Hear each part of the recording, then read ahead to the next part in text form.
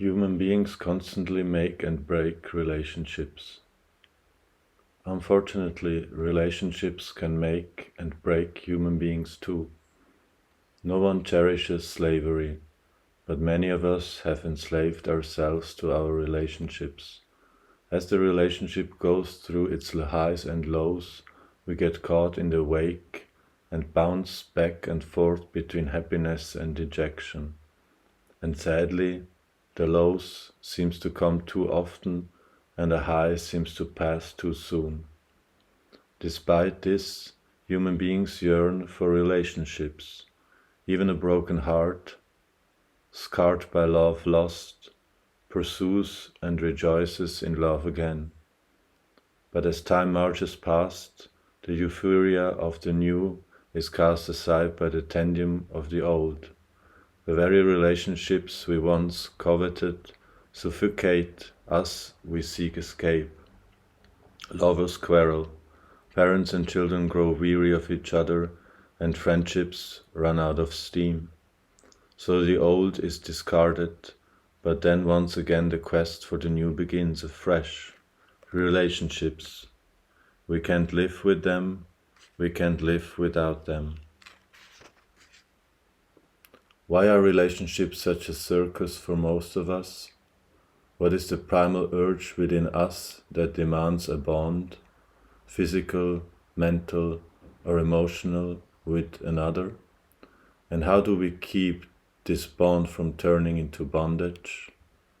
The answer lies in the basis upon which we build our relationships. Do we form and maintain relationships to fulfill our needs, or do we do it to express our joy? Are we extracting something, or are we sharing something? These are fundamental questions that this book looks at. Sadhguru shares with us the keys to forming lasting and joyful bonds, whether they are with husband or wife, family and friends, at work, or with the very existence itself. Logical, beyond debate, yet speaking in a blend of unconditional love and blatant honesty that only a guru can express. Sadhguru looks at why people build expectations around their relationships and how we can turn these expectations around to create a beautiful bond. As the book unfolds, he answers questions on why we come together in the first place and examine the various levels on which human beings create relationships: the physical body, the mind, the emotional scape, and the life energies. He reveals that the only relationship that can last beyond life and death is one made on the level of the life energies. There is a dimension of relationship which is not of the body, which is not physical, which is not companionship or emotional proximity, but simply of basic life energy, he tells us. Exploring the possibility of living an absolutely fulfilling and complete life without the need for any kind of relationship at all. Sadhguru tells us that to live magically without emotional inadequacies or ungratified physical compulsions is within the reach of every human being, if only we make the journey from compulsiveness to consciousness.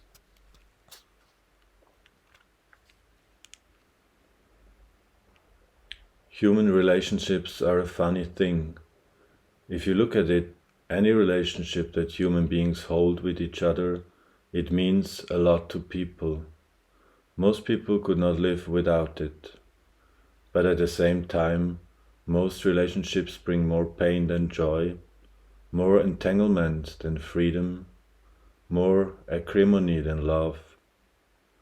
It is for a few moments of rapport and oneness which people share, that they are willing to sacrifice their whole life. Those few moments are so precious to them.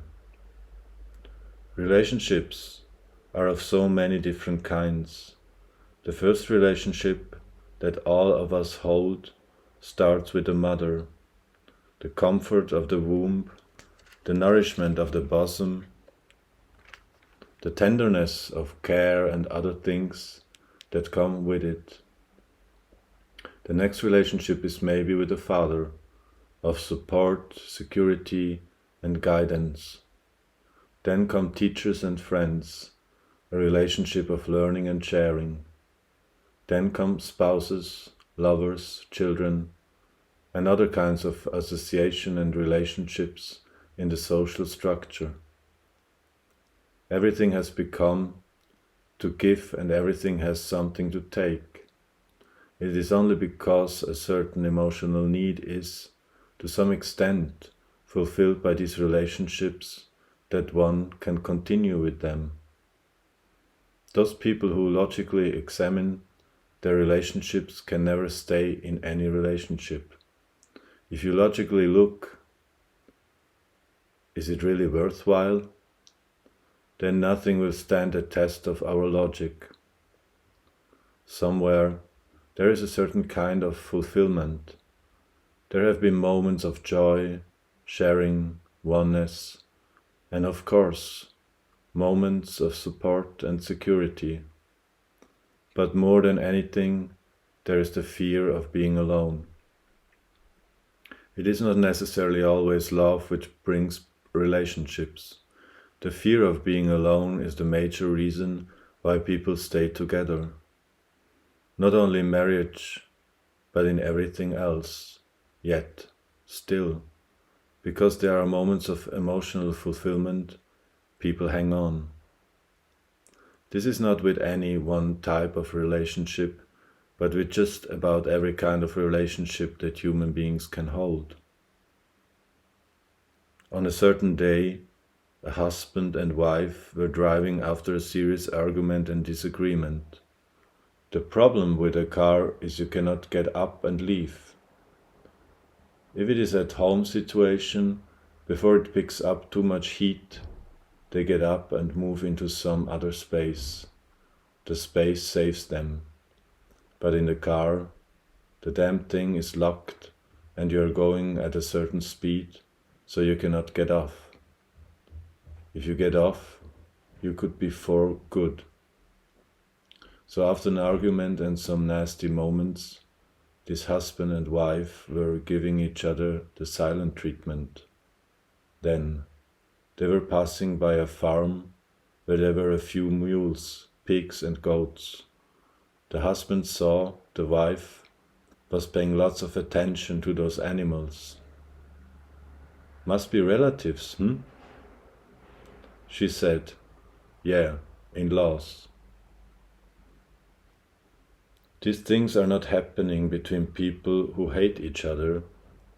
These things happen between people who love each other. This is all a love affair. If they hated each other, they would do something else, really nasty, which would end things. The problem is they love each other, but this is how it finds expression, because they can express their meanness to each other only within the legal limits. A woman went shopping, and when she came to the counter to pay, she opened the bag, and as usual, whatever she needed was always at the bottommost. So she pulled out everything and also happened to keep the television remote outside while searching for her wallet. The salesperson looked at this and asked, "Do you always carry your television remote with you?" She said, "No. I asked my husband to come shopping with me, and this is the meanest thing I can do legally." If you break the television, it becomes illegal. The meanest thing that you can do, you can take away the remote and put it back later. You as a person are a body, a certain accumulation of experience and information which has formed certain attitudes. A certain kind of mind, a certain kind of body, a certain type of emotion, certain types of likes and dislikes. certain types of opinions, a bundle of all, this is you. The same ingredients, but of a different kind is the other in the relationship. They are the same ingredients, but the two do not fit. There are moments when suddenly it seems to fit and everything is beautiful. Everything. The physicality, the mentality, the emotional aspect is compatible. But the next moment, whichever way you try, it does not fit.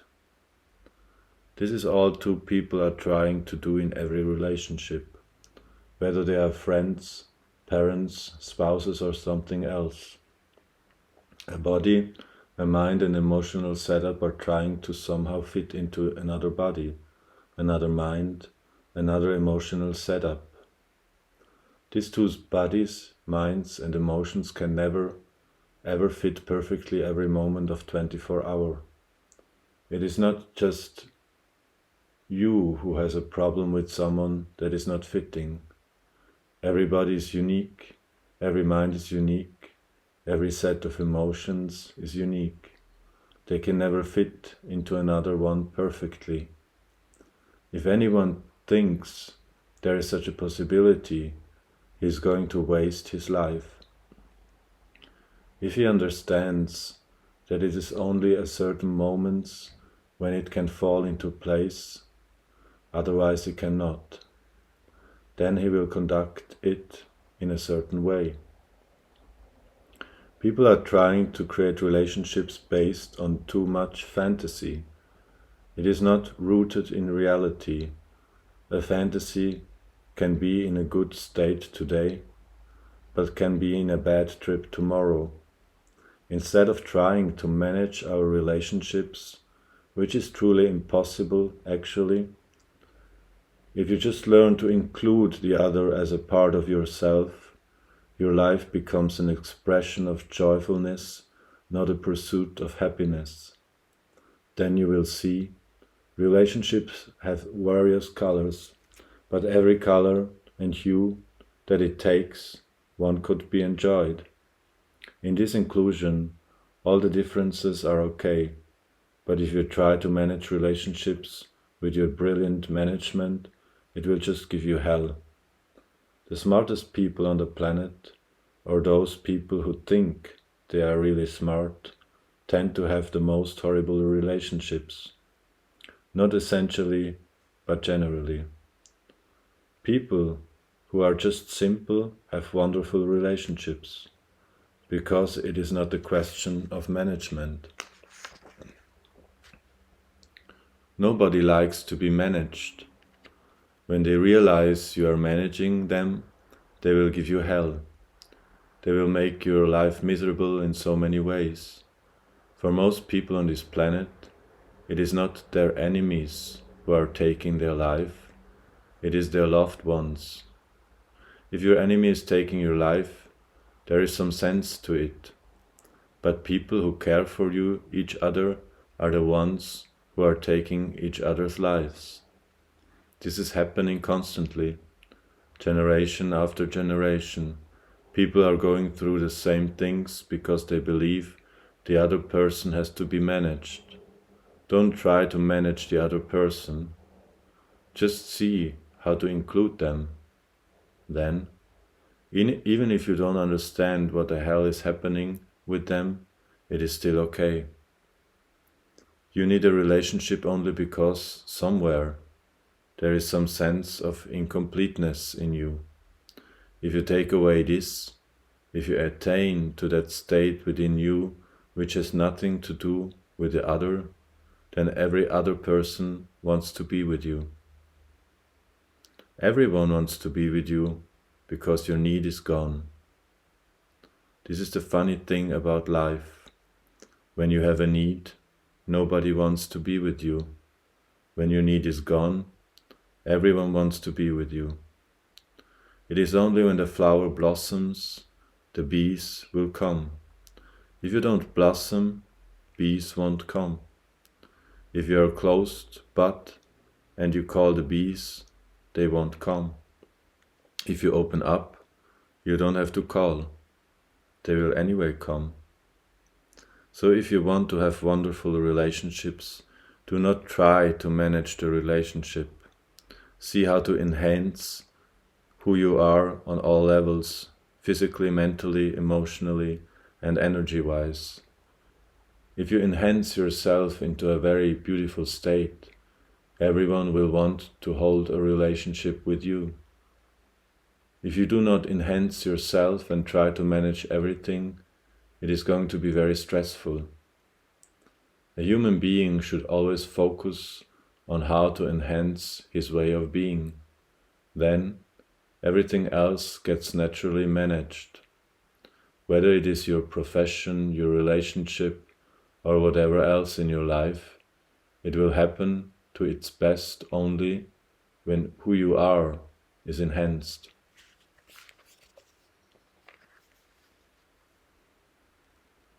Questioner. Nowadays, for many reasons, relationships of love and marriage have turned into misery. Could you go a little deeper and speak about love and marriage? Sadhguru. The only reason marriages have become miserable is because two people have lost their ability to laugh at themselves and joke about each other. They become that serious about a simple arrangement made by two people to make each other's life. It is a simple arrangement that you are making because two people have needs and want to live together. But you become so that serious about it that it becomes a miserable arrangement. This is not because there is something wrong with marriage. It is only because you cannot joke or laugh that everything becomes a dead serious issue. People will go out with their friends and laugh and joke about the same issues. But when they come home, all this becomes serious issues. Do you see this happening? It becomes a miserable process if you do that. So what is love? If you have to understand, and above all, if you have to make it work, it is best to understand the engineering and mechanics of love. Love happens to you only when you are willing to respond. It happened once that Shankara Pillai was at a university. One day he went to the professor and said, "Professor, I need your help." The professor said, "Sure, that's why I'm here. Please tell me, what can I do?" Shankara Pillai named the college beauty and said, "I'm in love with her and I'm 50% successful, but I need your help." The professor said, "Well, this is not an area where I'm authorized to help you. If it is anything academic, I can help you. But anyway, you ask me. So, what do you mean by 50% successful?" Shankara Pillai said, "I'm completely in love with her, but she's not aware of it. 50% is handled. You must help me with the other 50%. Love is just an ability to respond to someone. The moment I say love, you think of someone. Love is not about someone. Love is about you. You can walk on the street lovingly. You can work in your office lovingly. Some time ago, we were doing a program for the top 40 executives of Microsoft. I had about 11 volunteers around me. Our volunteers were all fully fired up all the time, doing things. These executives are constantly looking for good people to work with, because that is the main challenge. Getting the right kind of people to be around you is 80% of your work. If you have the right kind of people around you, the rest is simple. So they looked around and then they asked, "Sadhguru, where do you get these people?" I said, "You don't get them, You have to make them. How do you make them? I said, you have to make them fall in love with you. How do we do that? I said, first, you have to fall in love with them. Love is not something that you do. Love is the very way you are. It is your quality. If you make this your quality, then relationships will happen according to different types of needs that you have. Today, unfortunately, if you say relationship in the West, people will immediately think of a body-based relationship with a man or a woman. In India, if you say relationship, we think mother, father, brother, sister, friend, all kinds. But now, even in India, all the urban, westernized youth think relationship means body-based, sex-based relationships. It is very unfortunate. We are particularly taking about body-based relationships, where maximum intimacy and conflict happens. For most, not always, but for most married couples, if they do not have children within 5 to 6 years of getting married, their relationship will fall apart or at least become meaningless. They have become half dead to each other. There are some people who can keep it up for their lifetime. That is different. But for lots of them, their relationship will fall apart. When a child arrives with this bundle of joy, unknowingly, you laugh, you sing, you crawl under the sofa behind the child. You do all kinds of things that you would have never done otherwise. Your life comes back to you once again. But when the child grows up and is trying to find his own life, and he does something that you do not like, immediately you say, "You know how much I have done for you?" No. You got back your life only because of your child. But now you are claiming, "How much I have done for you." It is a completely wrong approach. This is happening in every relationship. Instead of recognizing that someone is fulfilling your needs, you think you are doing a great job for them. When something goes wrong somewhere, you think he's responsible. The moment you point your finger towards someone, this is the beginning of a bad relationship. Relationships are about people. Different relationships need to be conducted in different ways. But love is not about someone. It is not relation-specific. You could simply be loving with just about anything, and that is how you should be with the whole existence. Because this is not about the existence, this is about the way you exist. You exist in a loving manner and build relationships according to needs. You cannot behave the same way with every individual just because you love everyone. How you behave and conduct your relationship with a particular person depends on the level of intimacy with that person. That is the judiciousness you have to develop. There is no ready-made solution for that.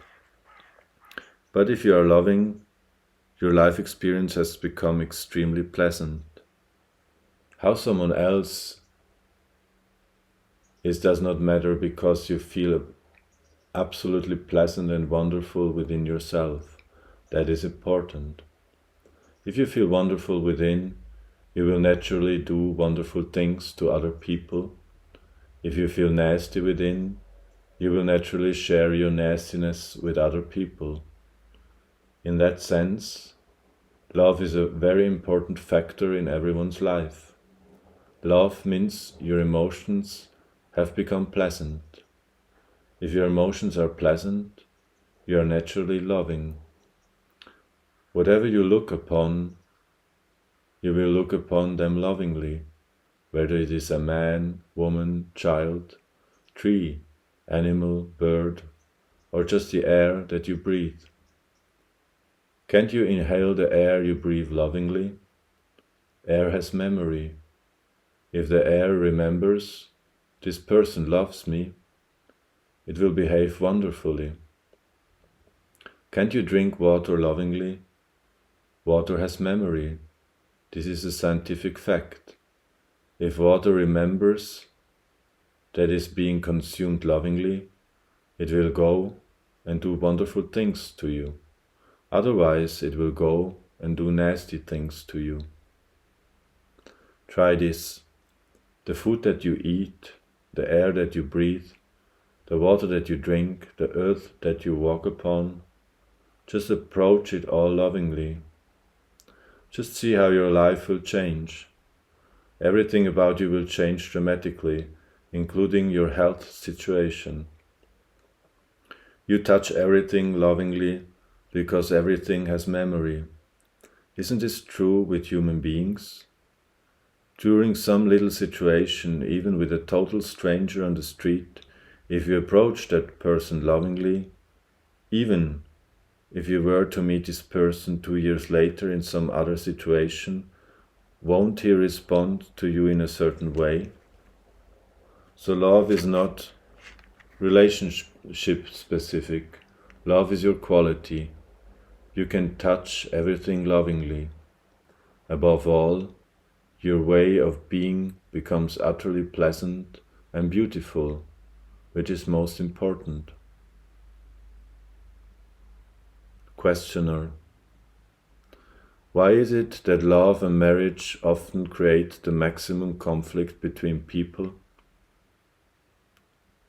Sadhguru: men and women are physically kind of opposite. Nature has made us this way so that the process of reproduction happens and the next generation becomes a possibility. If that was not necessary, if storks were dropping babies from the skies, we would not need a man and a woman to work for the future generations to come. And if there wasn't a deep sense of compulsion about the reproductive process, people would not go for it. Every cell in your body, including your brain cells, are taken over by hormones and compel and propel you in that direction. It takes enormous intelligence for a person to rise beyond that. Otherwise, it looks like this is life. It makes you feel like that. Till you were 10 or 11 years old, you did not even think about it. Whatever the other people were doing looked funny. But suddenly, this new chemical took over the body, and now it is all an absolute reality. You have been drugged and chemically sabotaged by nature to fulfill its own purpose of reproduction, continuation and perpetuation of the species. Once this happened, now somehow man and woman are compelled to come together. Or in other words, once this compulsion comes, naturally the mind begins to work in that way as how to get the best out of it. Fundamentally, a relationship is unfortunately happening with an intention to somehow make use of each other. It is a give and take relationship. When you are giving and taking on a daily basis, always one person will feel, I'm giving more, the other person is giving less. Societies have always taught you that to be smart is to give less and take more, whether it is a marketplace or a marriage. It is the same calculation. This is why there is so much talk about love, so that you transcend this calculation. When you are emotionally overwhelmed by someone, you transcend the calculation. It becomes, what I take is not important, what I give is important. The relationship runs beautifully when it is at the level of emotional intensity. Once that emotional intensity drops, it just becomes give and take. You do give and take in your business, with your neighbor, with so many people, but those transactions are limited. The give and take in a marriage is constant, and you are caged with this particular person constantly. So naturally you feel that in some way you are being used by someone else. Once this comes in, there is a conflict.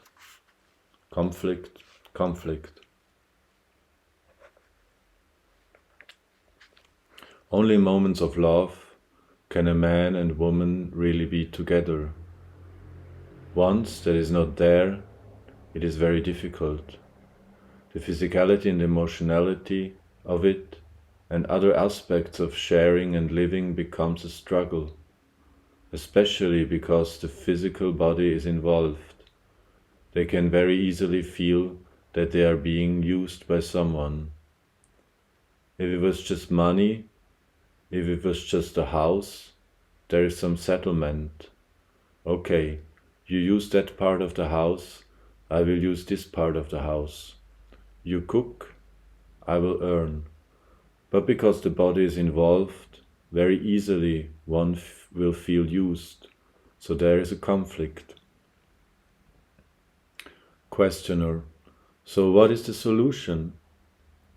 Sadhguru: you should stop being a man or woman all the time. You don't have to carry your manhood or womanhood 24 hours of the day. There are certain situations in certain aspects of life where you need to be a man or a woman. The rest of the time you do not have to be either. But societies have trained you to be like this all the time, from the very clothes that you wear and the way you do everything. You have been trained in a certain way to serve a certain purpose.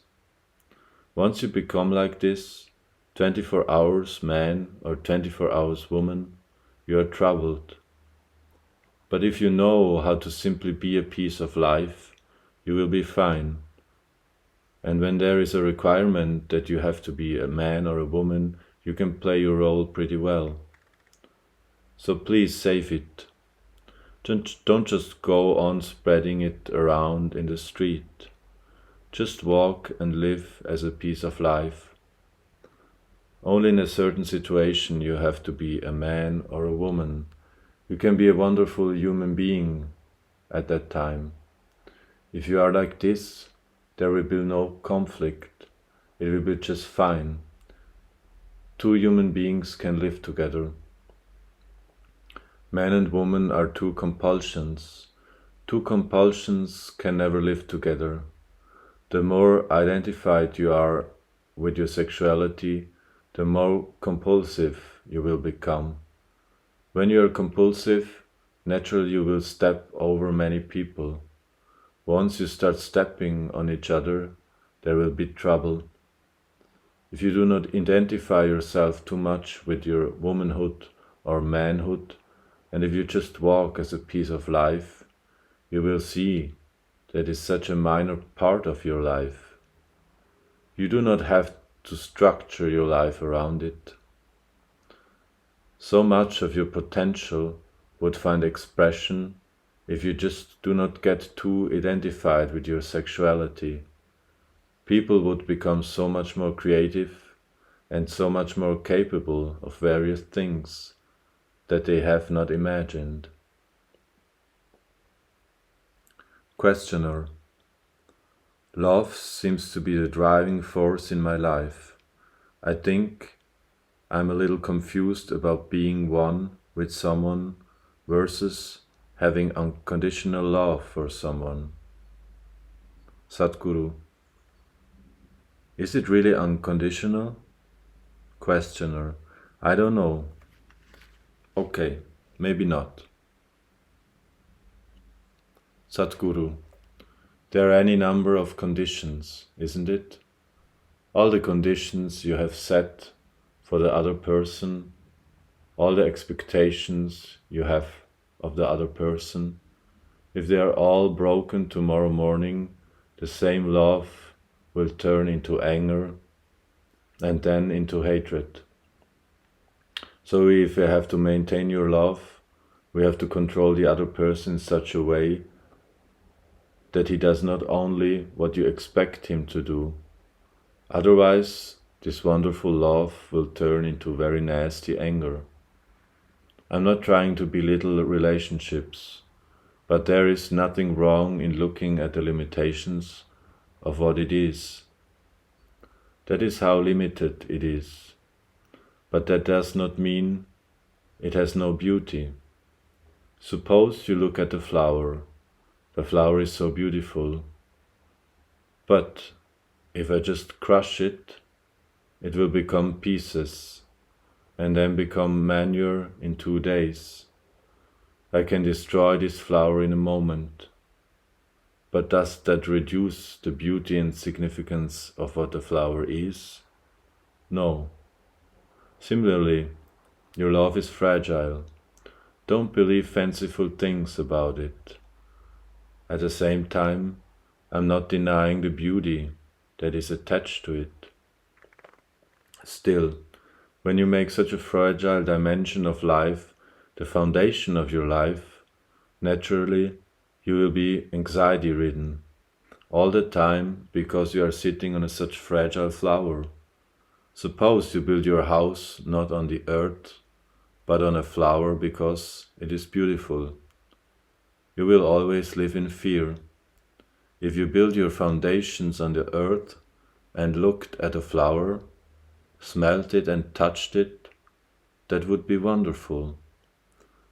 But if you build your house on the flower, you are constantly in fear. I'm speaking only in that context. We are not trying to deny what love is. On one level, if you look at it, I do not want to generalize this totally, but for many people it is so. Love is just one more need without which they cannot live. As the body has its needs, the emotions has its needs. When I say, I cannot live without you, it is not any different from me saying, I cannot walk without a crutch. If you had a diamond-encrusted crutch, you could very easily fall in love with it. And after you use this crutch for 10 years, I tell you, now you can walk free, you say no. How can I leave my crutch? There is no life sense in it. This is the same thing. In the name of love, you make yourself so absolutely helpless and incomplete within yourself. Does it mean to say there is no beauty and no other dimension to this? There is. There have been many people who lived in such a way that they could not exist without the other. If it really becomes like that two beings have become like one. That is wonderful. This happened to a king in India. It was in Rajasthan. He had a young wife who loved him and was totally dedicated to him. But kings always had a whole range of concubines. So he thought it was quite silly the way she was deeply engrossed in him. He was amused and he liked the attention, but sometimes it was too much. Then he would shake her off a little bit and carry on with many others. But the woman was totally dedicated to him.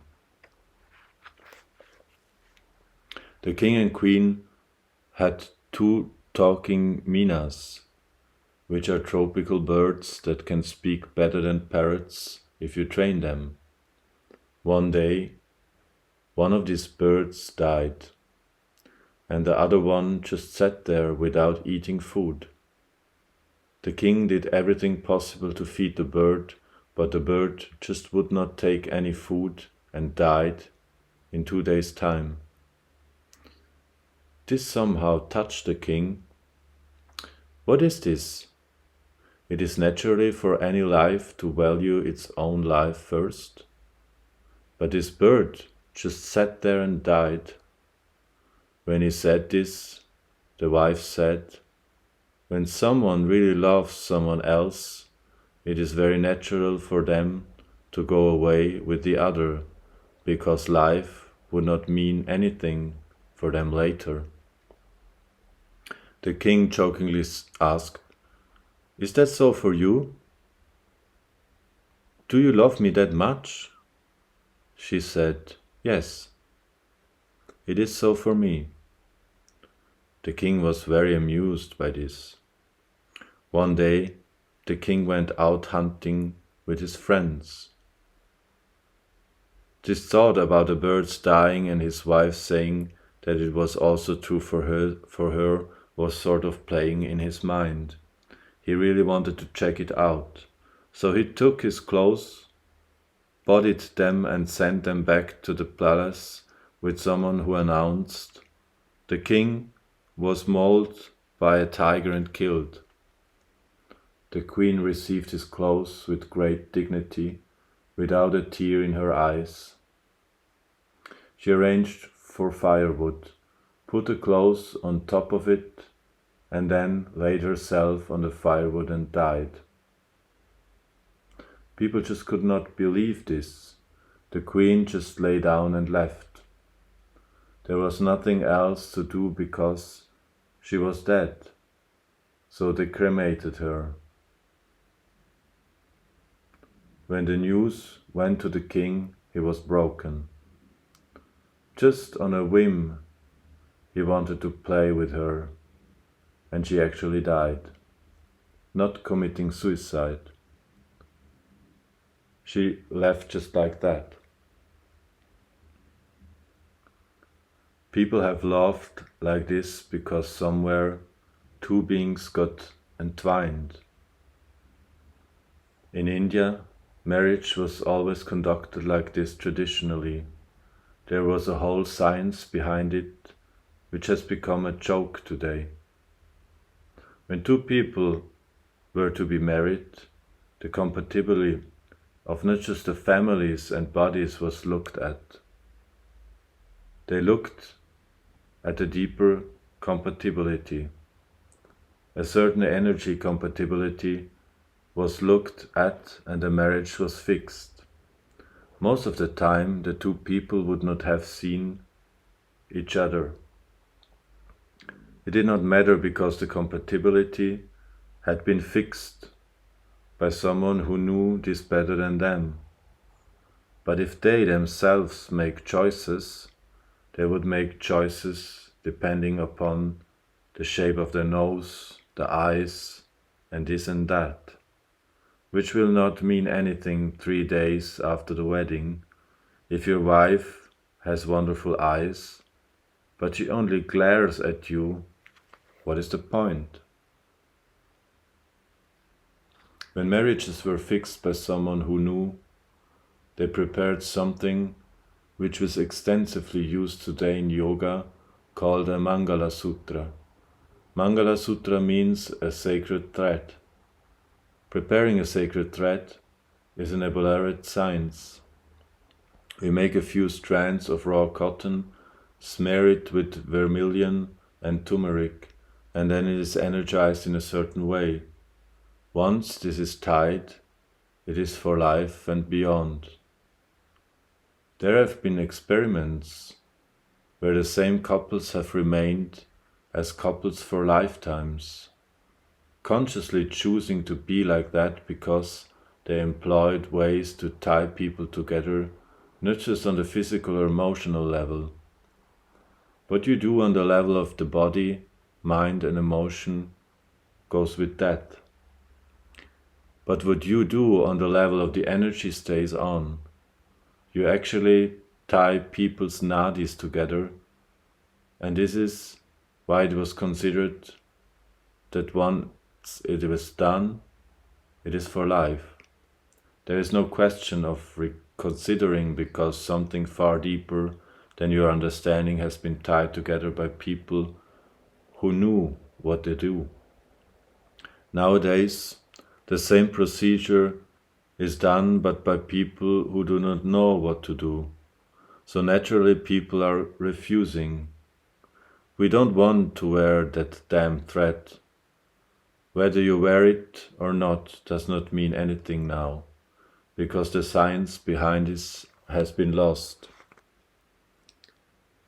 When it was done by someone who knew how to do it, then for those people, it does not arise in their mind, should this person be my wife or not?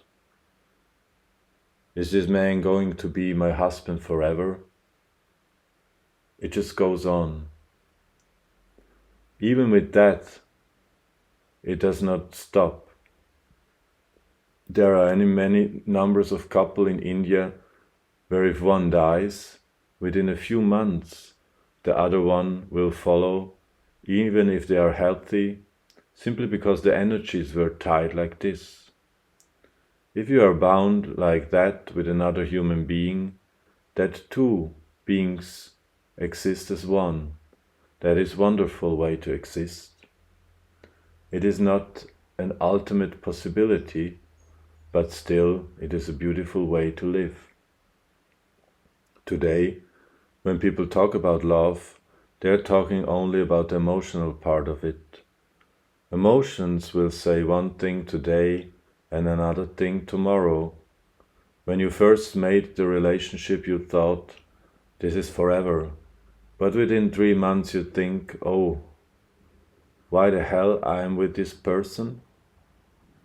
Because it is all going by what you like and what you do not like. In this kind of relationship, you will only suffer, because when a relationship is unstable and is broken off and on like this, you will go through enormous pain and suffering, which is totally unnecessary. The idea of love is not to create pain, though a lot of poetry about pains has been written. The reason why you go into love is because it is supposed to bring you blissfulness. Love is not the goal. Blissfulness is the goal. People are mad about falling in love with someone, though they have been wounded and bruised any numbers of time, because when they thought they were in love, there was a little bit of blissfulness in them. Love is just a currency for blissfulness. Right now, that is the only way most people know how to be blissful. But there is a way to be blissful irrespective of this way or that way.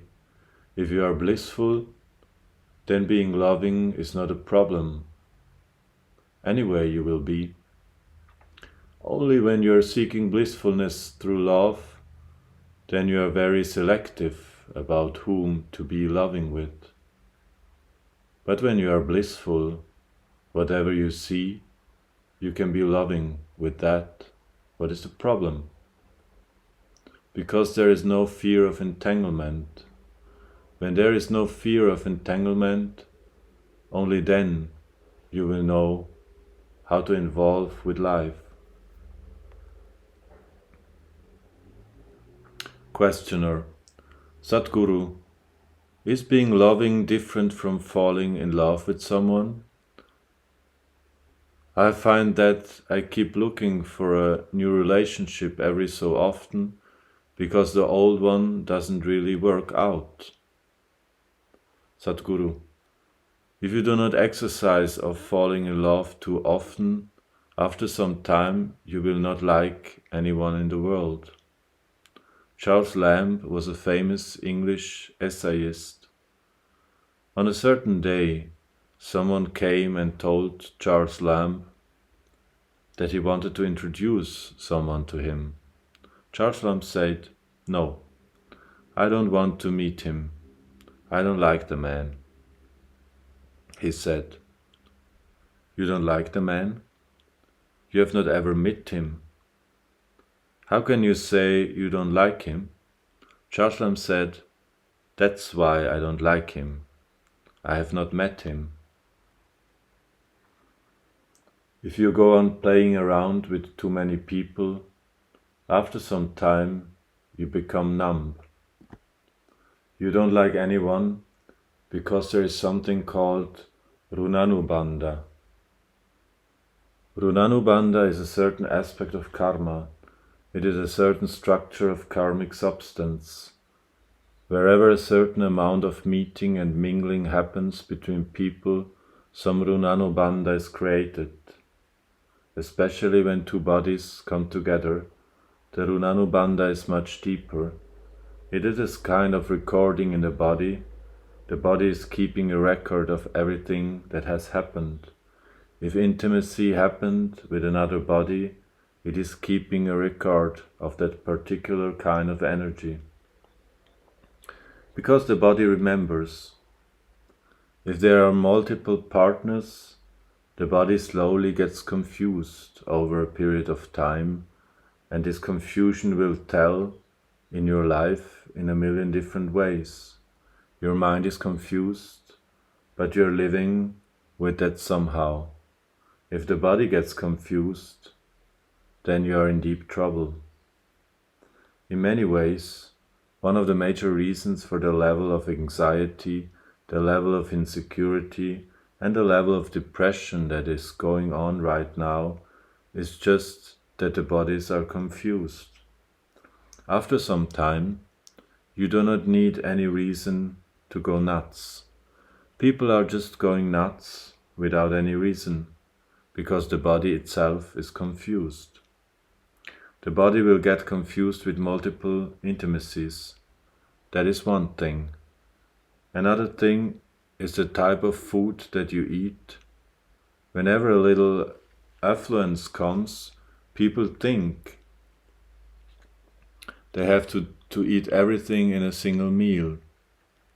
In India, Orthodox people never ate more than 2 or 3 items in a meal, and those 3 items were always matched together. They were not mismatched food. People understood the body so well that in our homes they knew that when they cook a particular vegetable, they will make only a particular kind of curry.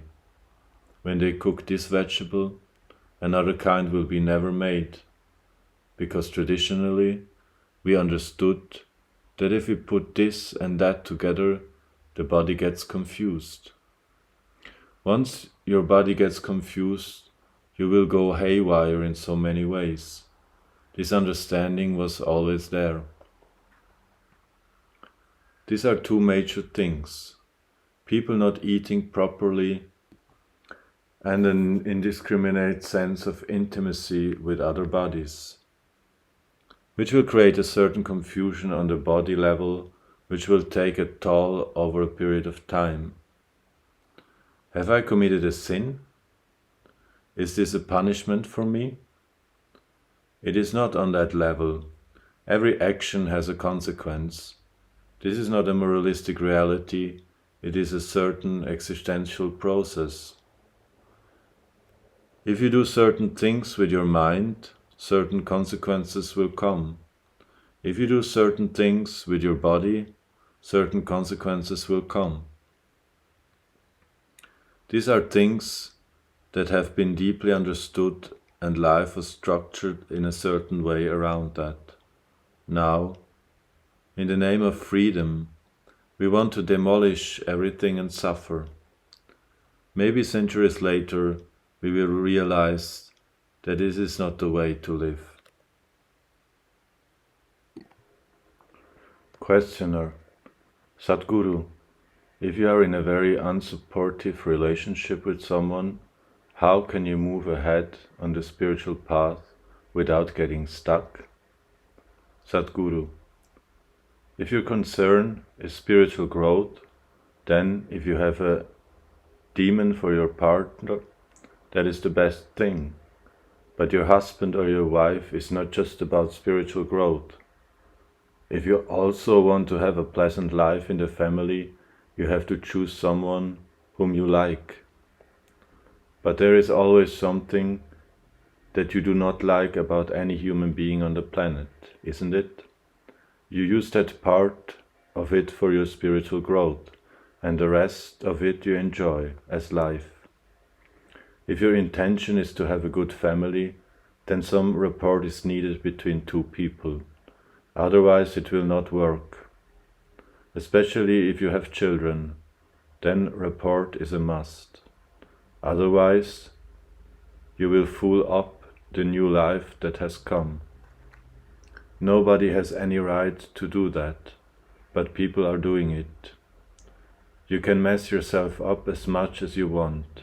That is up to you. But you cannot mess a fresh life that is just coming up. That is not taken seriously because reproduction happens so easily. I wish reproduction was a more difficult enterprise. Then, only those who really want to would have gone for it. It is such an easy and compulsive enterprise that it simply happens. If you are looking for a good family life, then one has to find rapport, and that rapport means that there are some areas of communality at least. If you are looking for a spiritual life, it does not matter what kind of person he or she is. You can use everything for your growth, if that is all is your focus. But generally your focus is both ways. You want to have a little bit of that and a little bit of this. It is a mixed fare, so it gets a little complex. To build a rapport takes effort, it takes compromise, it takes love, and it takes endurance. If you want to build a rapport with someone who is not supportive, but you do not want to go his way, it takes a lot of endurance. People whom you love are not easy. So what can you do? One thing is to transform yourself in such a way that being in your presence, unknowingly, they will turn around. Some time ago, I went out and it started raining. I was carrying both my phones because I was expecting some calls. One phone is for India and one is for outside India calls. I had one in my jacket and the other in my trouser pocket, and they got wet and both the phones got fried. Then people around me were telling me, "Sadhguru, why carry two phones? Now we can have two SIM cards in one phone. This is a Chinese phone. If you hold it one way, you can speak on the India SIM card. If you turn it around, it just shifts into the other SIM card. You don't have to switch anything." I did not get the phone, but you must become like this. If you wish to take people who are around you with you, if you want to walk alone, it is very easy. If you want to take people with you, then it takes a considerable amount of effort. Gautama was asked this question: is it better to walk alone on the path or with a companion? He said, "It is better to walk alone than to walk with a fool, because they can take such a lot of energy and time, and you do not know, they may be stronger than you and take you their way rather than you taking them your way. There is every possibility." I will not say what Gautama said. All I'm saying is, it does not matter how you walk. As far as your spiritual process is concerned, anyway you are alone. Nobody is with you. It is only the bodily process, the material process of life, which you can share with people. You come alone and you go alone. Even if you have a twin brother or sister, you still come alone and go alone. When it comes to the spirit, anyway you walk alone. Do not mix that up. That part of it you handle well. The material part of it, Handle it according to your capability. You must see what you are capable of and what you are not capable of. If your partner comes your way, it is wonderful. If they do not, it is all right. Do not grudge them. It is just that you do not have to go that way.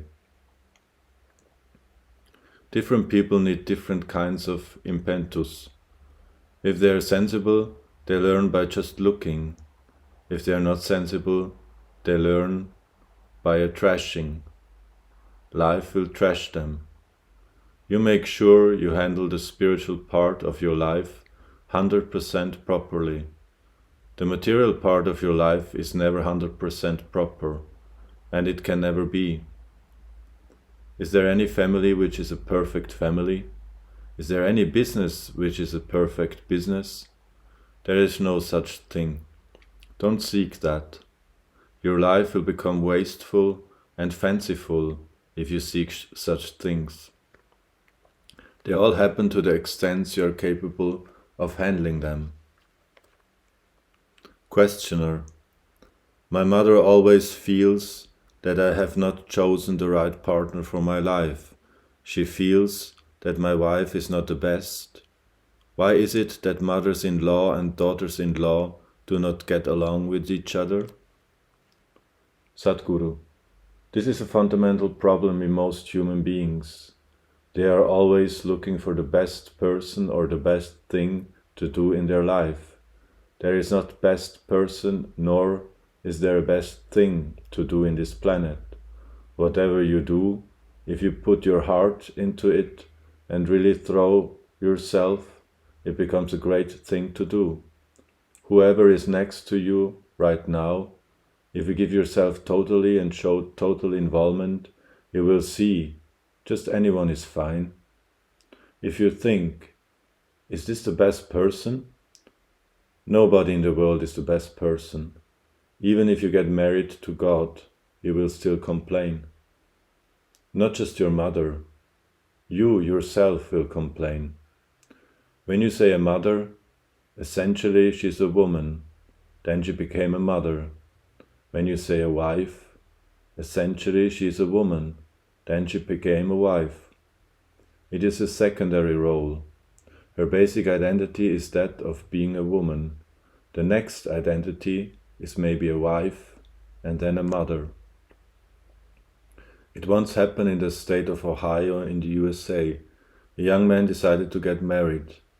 The boy told his mother he was getting married and that he wanted to bring the girl home. It is not a question of approval, but still a question of blessing and a little bit of approval, so that cats and dogs kind of things do not happen in the house. He was very fond of his mother, so he wanted to make it a little challenging and humorous for her. He brought 3 young women who were office colleagues of his, along with his girlfriend. They all came for dinner, and the mother was supposed to find out who the intended girl is. He behaved very close with all of them, so that she would not figure it out. After they had all left, he asked, "Mama, do you know which is my girl?" She said, "The one who was wearing the red vest." He said, "How did you know? I didn't even look at her. I was always glancing at the others, just so that you don't know." She said, "The moment she walked in, I didn't like her. So it had to be her."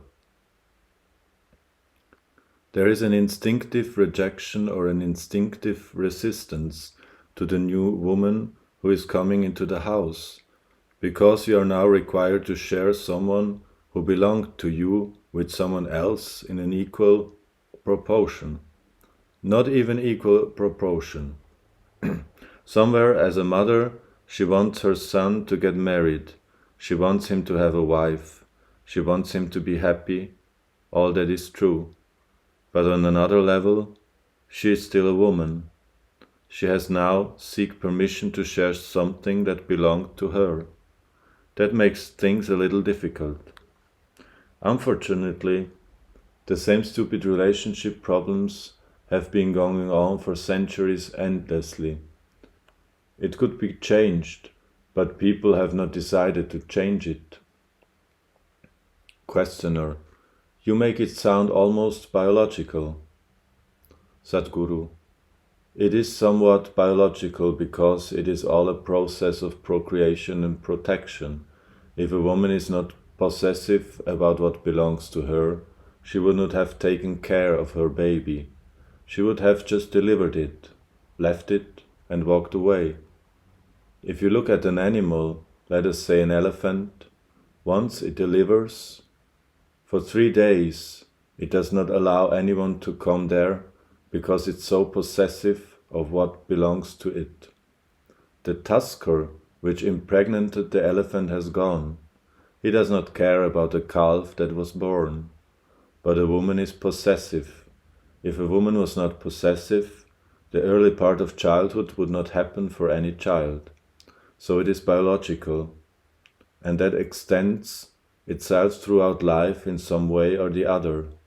Generally, a lot of women do not grow out of it, but if one is mature and aware, one can grow out of it.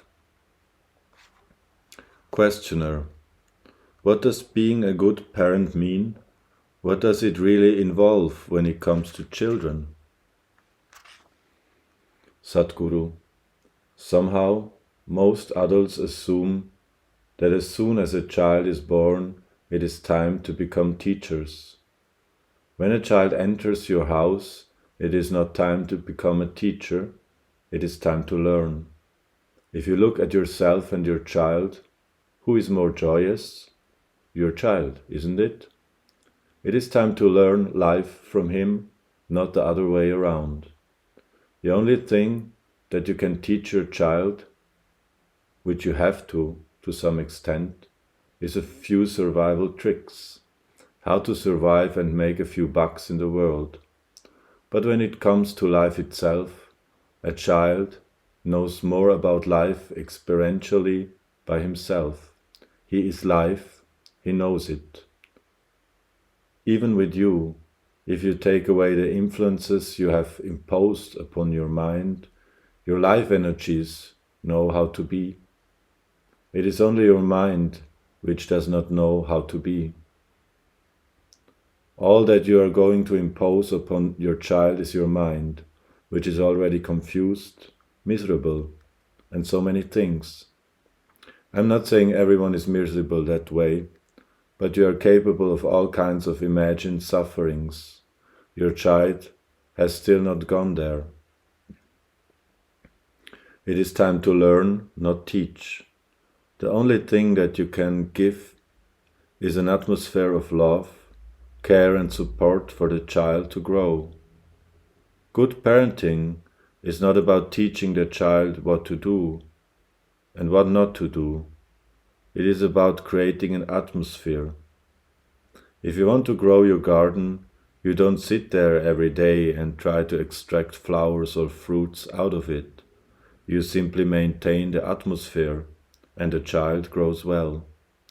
That is all you can do, and that is all that should be done. It is because most parents are looking at their children as an extension of themselves that they want their children to be like them. Otherwise, they feel lost and insecure. They even start wondering where their children came from because they are so unlike them. Your children need not be like you. The next generation of people should not think and feel like you. They should think and feel and do things that you never even dared to think of.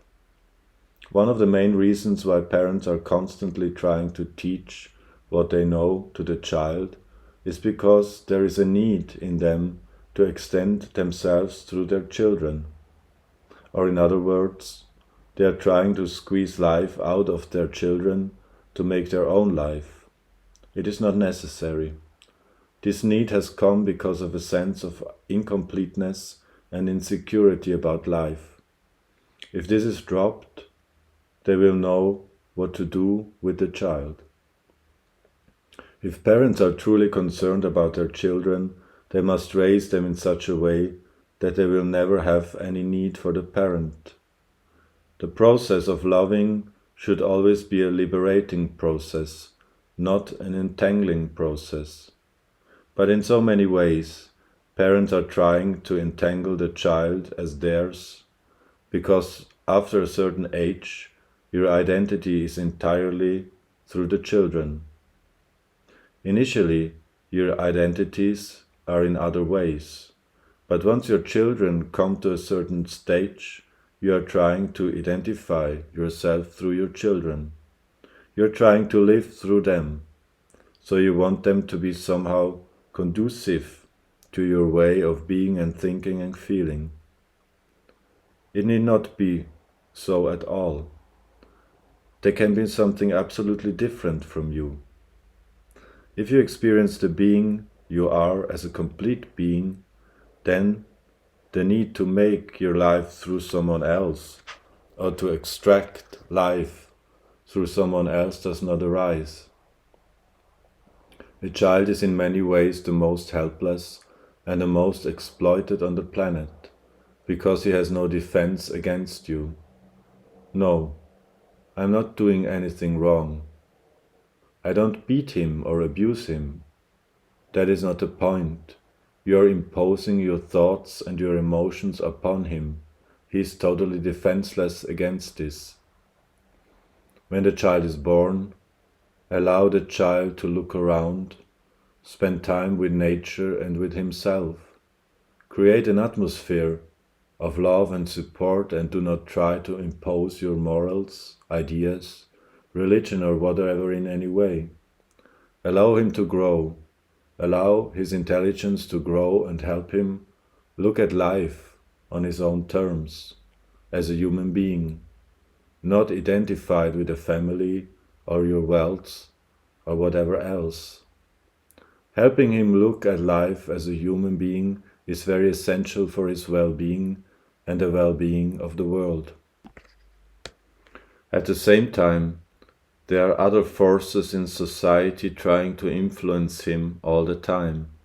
The influence of education, of friends, of the street on which your children walk, all this is definitely there. One way or the other, we have unconsciously built this social structure, and those influences cannot be eliminated 100%. It is just that you can only help and support the child to look at life from his intelligence, not your way or their way. Right now, the influence of the street is strong on the child, and you are trying to influence him the other way. He will resist because for so many reasons. Street culture is so much more attractive than home culture when you are young. Most of the time, parents are trying to counter-influence their children, which only pushes them into the street more. The perils of the street are always there. The perils of the street are the perils of living in this world. It could be drugs, it could be an accident, it could be an injury, it could be death, it could be alcohol, it could be various perversions. All these things are there. But what you need to understand is that whether you like it or not, today or tomorrow, your child has to learn to live with his own intelligence, making his own choices as to how much of what he has to do in his life. The sooner he gets equipped for this, the better. This does not mean you push a young child on the street to learn his own ways, or you try to counter-influence him with your own morality and values. You help him look at his life with his own intelligence, rather than be influenced. In many ways, he is probably taking sustenance from the street only because there is a certain unconscious imposition in the home about certain values, morals, and certain religious dimensions of which he has not understanding. He does not see any value to those things. He neither understands it or does it make sense to him. But he is made to do those things. Though it could ruin his life in the long term, the simple sense of the street seems to make much more sense to him than the imposition of the home. Home should not be a place to impose your culture, ideas and morals upon the child. It should be a supportive atmosphere, where there is no imposition upon the child and his intelligence. Whenever a child is confused or lost, which is very natural for someone who is growing up and beginning to be exposed to various aspects of life, his thinking is always influenced either by the street or counter-influenced by the home. Instead, if you allow him to use his own intelligence, I trust this intelligence. Generally, he will choose right. Yes, a few of them may go off. That is a reality in the world. Even if you try to influence them, it will happen. If you do not, it may still happen. But the chances of it happening are so much lower if there is no imposition on the child at home. If the child feels most comfortable at home, he will naturally try to spend more time there than outside. Right now, a street corner may feel like a more comfortable place for him than being at home because of the impositions in the home ground. If that discomfort is not there at home, he will not make the street corner his sanctuary. That does not mean he's not going to be exposed to the hard realities of the world. He will always be, and they will influence him in some way or the other, but always the parent encouraging the child to learn to think for himself, to use his intelligence, to see what is best for him, is the best insurance you have so that the child grows up well. Friend or foe? A true friend is someone who has the courage to tell you what shit you are and still be loving and nice to you. Sadhguru, what is the meaning of friendship? You are always making friends among those who support you, the way of your thinking, feeling, understanding, liking and disliking. All you are seeking is some supporting substance for whatever nonsense you have made out of yourself. It happened last winter that a tiny little bird enjoyed the fall time a little bit too much and didn't start its journey south early enough. It started a little late in the winter and tried to fly out, and it just froze and fell down. A cow was passing that way and it dropped a heap of dung. The dung fell right over the bird and covered it. The warmth of the dung slowly defrosted the bird and he started feeling good and started tweeting happily. A cat was going that way. It heard the tweet, looked around, and saw that the tweet was coming from inside the dung. He pushed the dung off, pulled the bird out of the dung, and ate him up. The moral of the story is, whoever heaps you up in shit need not necessarily be your enemy. Whoever pulls you out of shit need not necessarily be your friend. And above all, when you are in a heap of shit, learn to keep your mouth shut. If you are a friend to someone, you don't have to nag them with what is wrong with them. That is not the point. But at the same time, you must have the courage to be unpopular with people. in trying to be popular with people, in trying to maintain some kind of pleasantness around you, see how much unpleasantness you have buried within you. If you bury unpleasantness, if you sow seeds of unpleasantness into the soil, you will reap fruits of unpleasantness. If you really have a friend, you must have the courage to be unpopular with him or her, and still be loving and okay with him. Right now, your friendships are always made on an arrangements, likes and dislikes. But even if you are apples or oranges, you can still be good friends. A true friend is someone who has the courage to tell you what shit you are and still be loving and nice to you. That is friendship. On a certain day, 3 generals from the US Army met. They were on a tour of the Grand Canyon along with their troops. The first general wanted to brag about the courage and the spirit of obedience in his battalion, so he said, "There is no other battalion like mine. The level of courage and obedience is so high, real courage. Let me show you an example." He boomed Private Peter. Private Peter came running. "Yes, sir." "You see this?" The general pointed at the Grand Canyon. "I want you to just take a leap across the canyon, now." The man just ran, full speed, and took off. Obviously, you know where he landed. Then the second general laughed and said, "That is nothing. Look at this." He said, "Trooper Hitchens." "Yes, sir." Trooper Hitchens arrived. "It's an emergency. I want you to fly and go across the canyon and inform my officer there about this."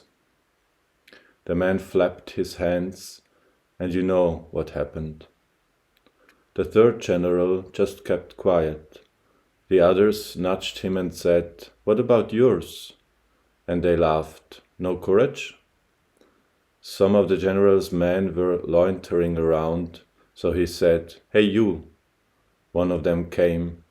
The general said, "Now, look at that down below," and pointed to a swirling, quick-moving stream, which was just 200 meters from a steep waterfall. He said, "I want you to take this little canyon and cross the river." The guy looked down and said, "General, it looks like you have been on your whiskey once again. I'm not going to do such a damn stupid thing." The general turned to the others and said, "See, this is real courage." Be a little more courageous in your friendships. Be ready to lose them. It's okay. At least, if you care, you must do what is good for the other, not for yourself. There was a doctor I knew who was a beer drinker. When I met him, he was almost 70 years of age, a big man with a big gut. Some time ago, he used to steadily visit a friend of his. Whenever he went, the friend would serve him beer and both of them would have a drink. Whenever they had time, either his friend came over here or he went over there, whichever way. Suddenly one day, the friend met some guru and started doing spiritual practices and gave up his beer. So the doctor went about telling me this whole story very elaborately and said that was the end of a great friendship. Never again did he want to go to his friend's house because the man had stopped serving beer. Lots of friendships last like this. As long as something is flowing, it is there. The moment it is gone, everything is gone. After all, what is a friend? A friend is another confused human being like you. A friend does not mean he is a perfect human being. It is just that when two people are relaxed enough to at least approach each other sincerely, then they become friends. Your friend is as much of a mess as you are. But if two people can be in an atmosphere sincerely with each other, he becomes your friend. Questioner. At work, whatever your role and your salary is, you are trading your time there for money. How does an individual arrive at what is a fair value for your time and the life you are giving to this business? Sadhguru, how much you are worth need not to be seen in terms of how much you are paid. How much you are worth should be assessed in terms of what responsibilities are given to you. The privilege is not the money that you receive. The privilege is that you have been allowed to create something. Money is a means for our survival, yes, and to that extent it is very necessary. However, you must always assess yourself in terms of whatever you are being asked to do. What is the level of responsibility that is being offered to you? What is the opportunity for you to create something truly worthwhile, both for yourself and for everyone around you? Any work that you do in the world is truly worthwhile for you only if you are able to touch people's lives deeply. For example, if you were to make a film, would you want to make a film nobody wants to watch? Or build a house nobody wants to live in? You would not want to produce something nobody wants to use. So in some way, you are longing to touch people's lives. If you closely observe your life, you will see that touching people's lives with activity you perform is important to you. Many people are trying to divide their life into work and family, where work is something that you do just for money, and family is something you do to touch people's lives. But no matter how much money you earn, if you find your husband, wife or children are not at all touched by what you do, it would suddenly seem meaningless to have a family. Somewhere in your life, you want people to be touched by what you do. This aspect need not remain or restrict itself to family alone. It could extend itself into every area of your life. Whatever you do should touch people's lives. That is all that really matters. How deeply you touch people's lives depends on how involved you are with what you do.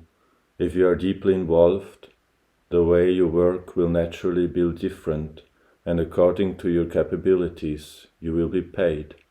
Sometimes you will have to bargain a little or ask for a raise. Perhaps your boss has forgotten that you need one.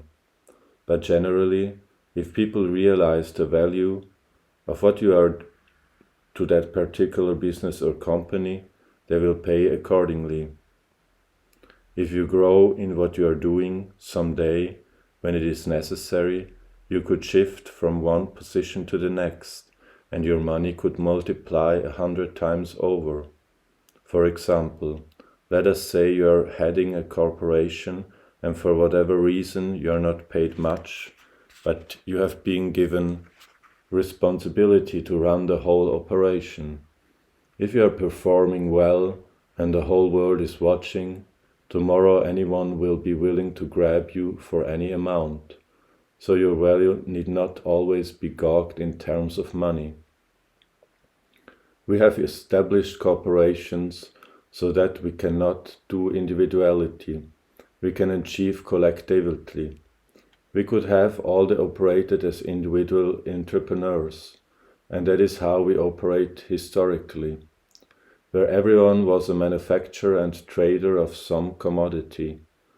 But we are willing to put the will of thousands of people together in one direction, because the corporation wants to achieve something big. Your real worth is a question of where you are placed in this corporation of people looking to move in one direction, and the level of responsibility and trust that has been placed in you. How much you derive from it in terms of money is not everything. Yes, it is important, but is not everything. You must always gauge your worth in terms of the level of responsibility people are willing to give you, and whether what you are creating is truly worthwhile for yourself and for others. Questioner: how can we love people who irritate us? Sadhguru: you cannot love people who irritate you. You can only pretend to love them. Instead of pretending, just see that they irritate you and look at why they irritate you. They irritate you simply because they are not the way you expect them to be. They are not the way you want them to be. There is no point in deceiving yourself. Just see that this irritation is happening because you have already decided what is right and what is wrong. If they behave in a different way, it will irritate you first, then you will get angry, then you will hate them. These are all natural processes. It happens simply because you expect everyone in the world to be like you. If everyone in the world was like you, could you be there? If there was one more person like you in your own home, it would not be possible for you to live in there. It is very good that everyone in the world is the way they are. Out of this whole mass of people, if you take any human being, that person is absolutely unique. There is no other human being like him anywhere on this planet. There never was one, and there never will be another such person. This is an absolutely unique human being. If you recognize that there is only one person like this, that he is such precious material, how can he irritate you? There is no other human being like them, and it's such a miracle that you know this human being who is absolutely unique. If you see this, where is the question of irritation? Only if you are simply blind to life, you will get irritated. If you open your eyes and look at life, how can anyone irritate you? The only way you will become an outpouring of love is by seeing the uniqueness of everything in creation. Questioner: Sadhguru, in the corporate context, how do we work together in teams that are often spread across the globe, with everybody having their own cultural and other kinds of backgrounds? When I was at the World Economic Forum, I was at a breakfast meeting with a very selected group of people, and we were talking about multicultural leadership in the corporate sector. Today, you may be a European company, but you may have a Chinese CEO. You may be an American company, but you may have an Indian CEO. You may be an Indian company, but you may have an American CEO. That is how the corporate world has shifted. Where you move is just a question of your capability, not a question of your national identity. National identities are becoming loose in the world because of technology and transparency of various things. 100 or 200 years ago, there were not many nations on this planet.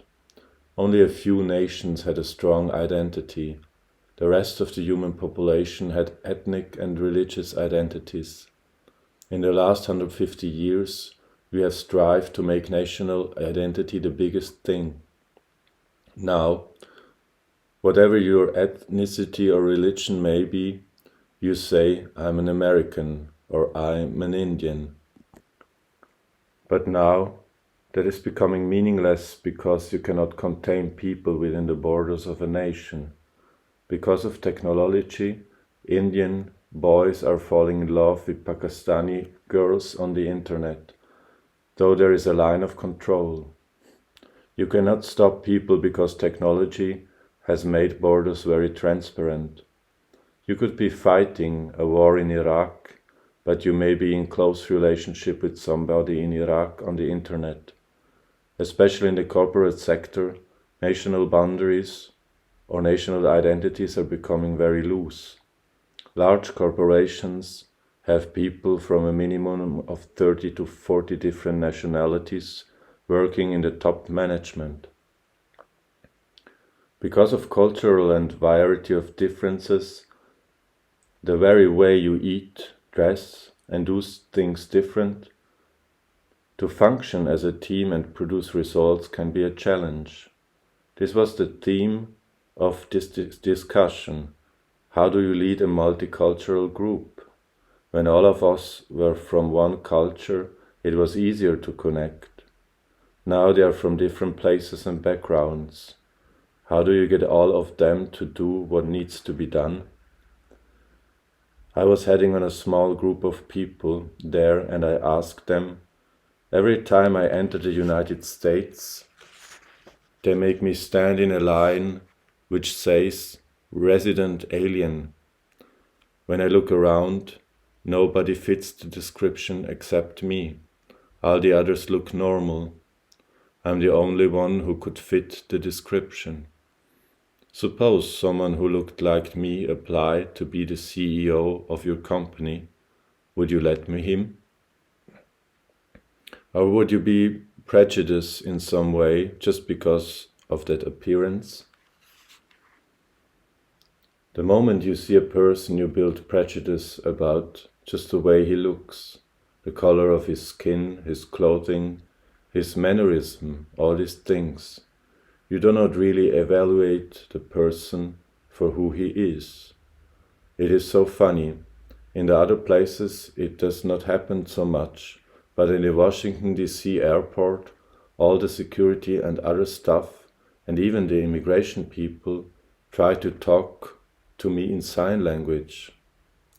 They are 100% sure that there is no English written on my face.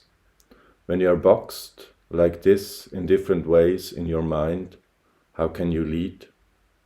Your leadership is by accident, not by any great vision or capability. People would be more likely to create something significant without a leader at all. A stupid leader can cause so much disaster that without a leader, people may do something better, though it may be a little chaotic. Essentially, what you being a leader means is that knowingly or unknowingly, you have taken the destiny of a few people into your hands. You have taken up this responsibility. A leader need not necessarily be the leader of a nation or a large group of people. If you are running a family, you are a leader.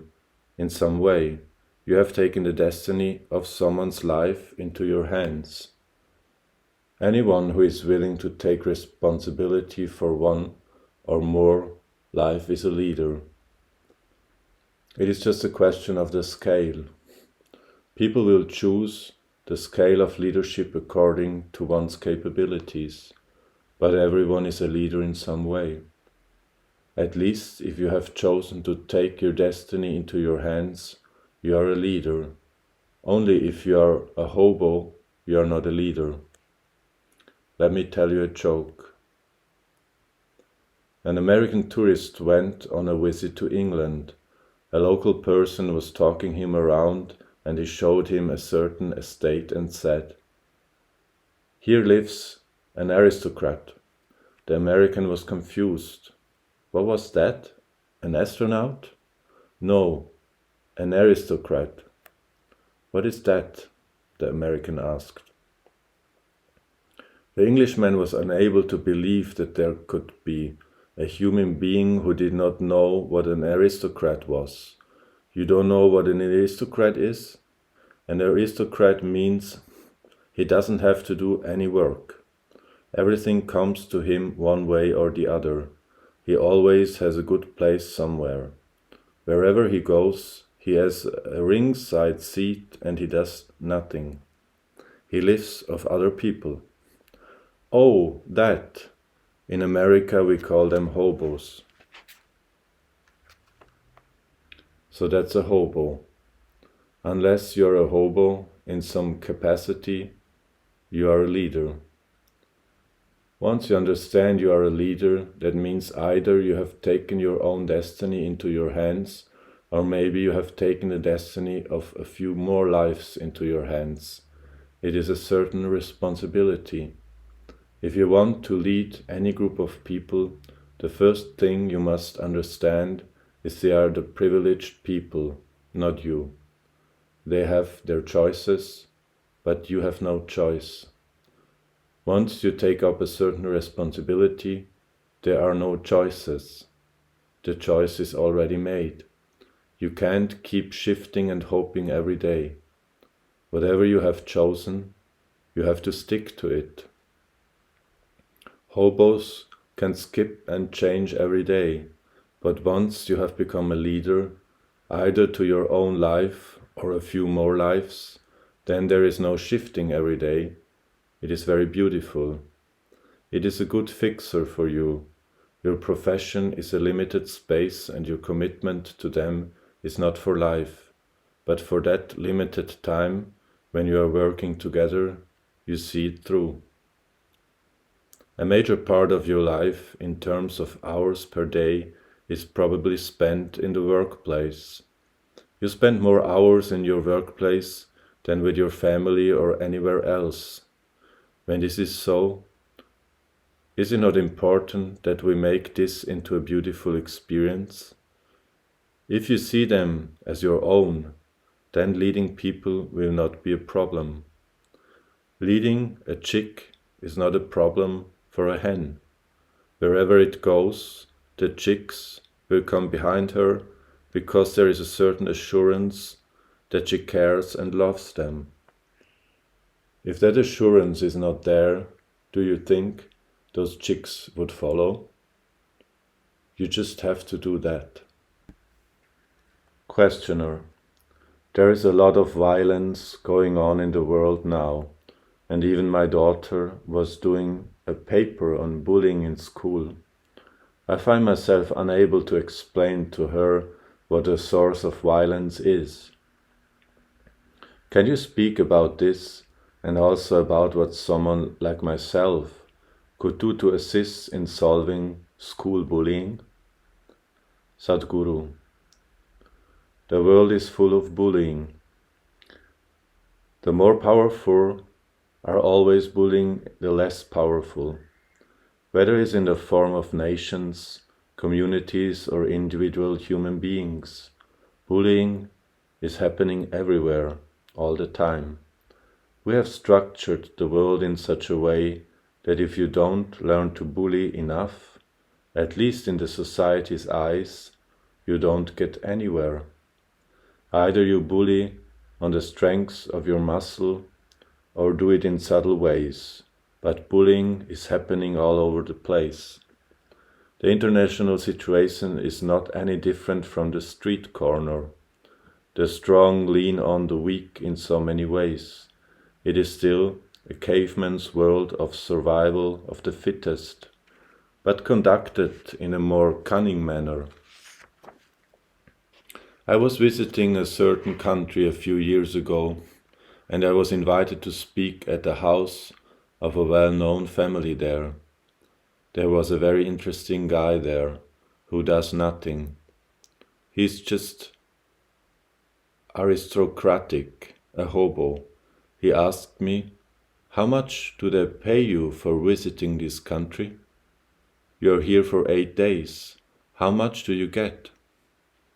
I replied, "Nobody pays me anything, nor do I earn anything. I just come because people invite me." This person replied, "That's very suspicious. If you had asked for money, that would be straightforward. But you don't want money. People here will be very suspicious of that. If you say, 'I want money,' we will deal with you. If you say, 'I don't want money,' we will become very suspicious." The way the world runs right now is by bullying. We are producing leaders in the school. Those who bully well could become leaders tomorrow. We have not produced the right kind of leaders. Bullies are considered leaders. Compassionate human beings with a large vision for humanity are not considered leaders. They are considered philosophers in this world. They are dismissed of as visionaries. The leaders are always bullies who know how to elbow their way through everything and then fist you down in some way. We have set up a system like that in the world, everywhere. This has to change, but it won't happen overnight. It needs lots of work on individual human beings. General statements and slogans on the street will not help. It needs pointed work on individual human beings. There has not been enough infrastructure to do that kind of work. As a part of this, Isha is in the process of starting a leadership academy. The vision for this is to develop leaders on all levels, a weekend management on leadership course for housewives, and a week-long management course for local entrepreneurs, whether a vegetable vendor or shop owner.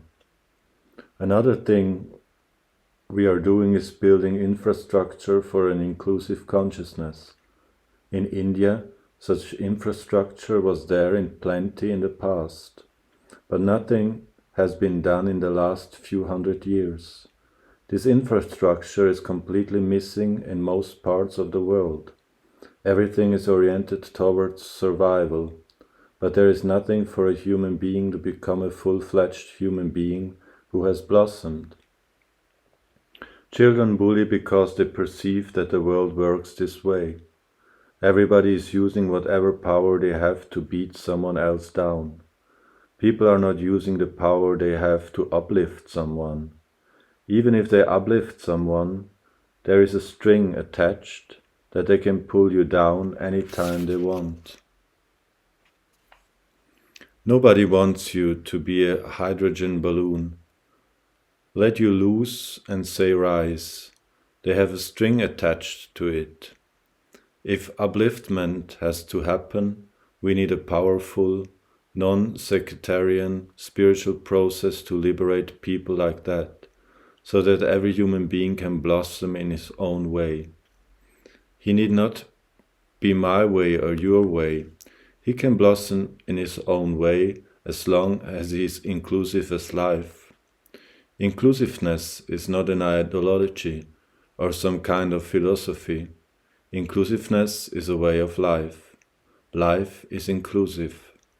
The existence is happening out of its inclusiveness, not out of exclusiveness. Not a single atom can exist here exclusively. If you got up into high altitudes, your body starts losing its integrity, in the sense, for your body to retain its shape and form, you need a certain amount of pressure supporting you. I'm talking the most basic terms. If you keep rising and the pressure decreases, at a certain point your body will disintegrate. Right now, you're constantly being supported by everything to retain you from. So, you being exclusive is ridiculous. Bullying is not because someone is evil. Once we breed exclusiveness, bullying is natural. Inclusiveness is the only answer. Inclusiveness is not in terms of I love you, you love me. It is about experientially seeing that life is an inclusive process. There is no other way to be. If at least 10% of humanity strives hard, we could create a strong sense of inclusiveness on the planet in their lifetime. Not absolute, but a strong sense. Right now, not even a fraction of 1% is striving for it, so it seems like a very remote possibility, but that could change. Cosmic Connect.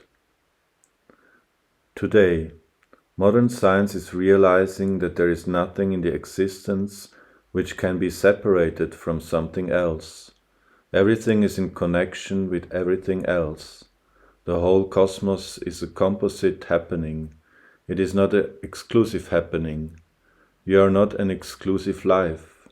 The planet is not an exclusive planet, and the solar system is not an exclusive system. We may not be able to figure out where this existence begins or where it ends, but today we know that everything that can be is in some way connected. It is not happening exclusivity. The word yoga means union. It is all in one happening. It is just for you to realize that it is so. What we refer to as mysticism is essentially a way to know your own nature and know the relationship between yourself and the cosmos. To know and to realize there is no such thing as me and the cosmos. There is just me. There is just cosmic reverberation. To know this, not as knowledge, deduction, philosophy or ideology, but as a living reality, is mysticism. It is very important to realize that you have a deep relationship with anything that reverberates in the existence. Particularly, the nature of life on this planet is very strongly imprinted with the qualities of the solar mandala or the solar system. There are 6 minor influences, but 3, the earth, the sun and the moon, are very prominent. They almost cover everything. Our birth and our lives here are very deeply connected with these 3. The very nature of how this biological body gets created is very directly connected to the nature of the earth, the sun and the moon. Even very remote society, which did not see too much civilization or culture evolving out of them. Societies where no great amount of spiritual process happened, even they could not miss the connection and the influence of the earth, the moon and the sun upon the human system. Of course, at least nobody could miss how the cycles of the moon and the feminine body are connected, which is very directly connected to the making of this physical body. Yoga revolves around these 3 dimensions, about mastering the energy of the sun, the moon, and being in tune with the earth, because fundamentally your life is empowered by these 3 forces. All life upon this planet is solar powered. We are here now only because our mother bodies were in sync with the lunar cycles, and there is a very direct connection between the way the planet spins and what happens in the human system on many different levels. The human body, human energies, human possibilities, and human destiny are so deeply entwined with the spin of the planet. If one does not understand and is not in tune with the law that governs this, they will be spinning eternally. You know, if you spin around for some time, then you don't know where you are going. This is the state of most human beings, because they are unknowingly spinning with the planet and they don't know where they are going. For example, the Earth's equator is divided into 360 degrees, and each degree is further divided into what are referred to as a minute. There are 60 minutes in every degree. 1 minute accounts for a nautical mile, so the circumference of the Earth and the equator is 21,600 nautical miles. If you look at how many breaths you take per day, if you are not in a state of heavy excitement, you will be taking 15 breaths per minute. If you have done lots of sadhana, then you could be taking 12 breaths per minute. Otherwise, if you are healthy and well, you will be taking 15. 15 breaths per minute means 900 breaths an hour or 20,600 breaths a day. And that's the circumference of the Earth in nautical miles. So if the planet is not spinning on time, it is not good at all for us, and if you are not in tune with it, it is still not good for you. Similarly, there are 114 major chakras in the system. Out of these, 2 are outside the physical body. Of the remaining 112, only 108 can actually be worked upon. The remaining 4 just flower as a consequence. The number 108 has manifested in the human system because it is a significant number in the making of the solar system. The ratio of the diameter of the Sun and the distance between the Earth and the Sun is 108 times. The ratio of the diameter of the Moon and the distance between the Earth and the Moon is 108 times. The ratio of the diameter of the Earth and the diameter of the Sun is 108 times, and hence 108 is significant in various spiritual practices. This is why if you wear a Rudraksh, it has 108 beads, people chant 108 mantras, and so many other things, because the human system is built like this in alignment with the cosmic system. If you look at the orbit of the Earth and it goes around the Sun, in yogic astrology we divide this into 27 segments. These 27 segments are known as nakshatra. Each of these nakshastras is divided in 4 parts, totally representing 108 units. These 27 play a significant role upon the planet. They represent the phase of the moon. As the planet travels from one nakshatra to the next, the moon completes half a circle. As the earth goes to the next nakshatra, the moon completes the circle. So, each segment represents the transitions from a Purnima, full moon, to an Amavasya, new moon, and from an Amavasya to a Purnima. As this is happening, the human cycles within the human body respond and correspond to it. This is very obvious in a woman's system. About every 27 days, a cycle should happen in a woman's body, if she has to be perfectly healthy.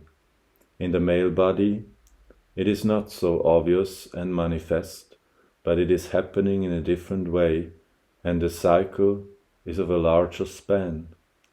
Because it is of a larger span and men don't have much arithmetic capabilities, they don't count when their last cycle was. This is mainly because of arithmetic problems, but otherwise this is happening. Your body has to be in sync with the solar system to function at its optimum.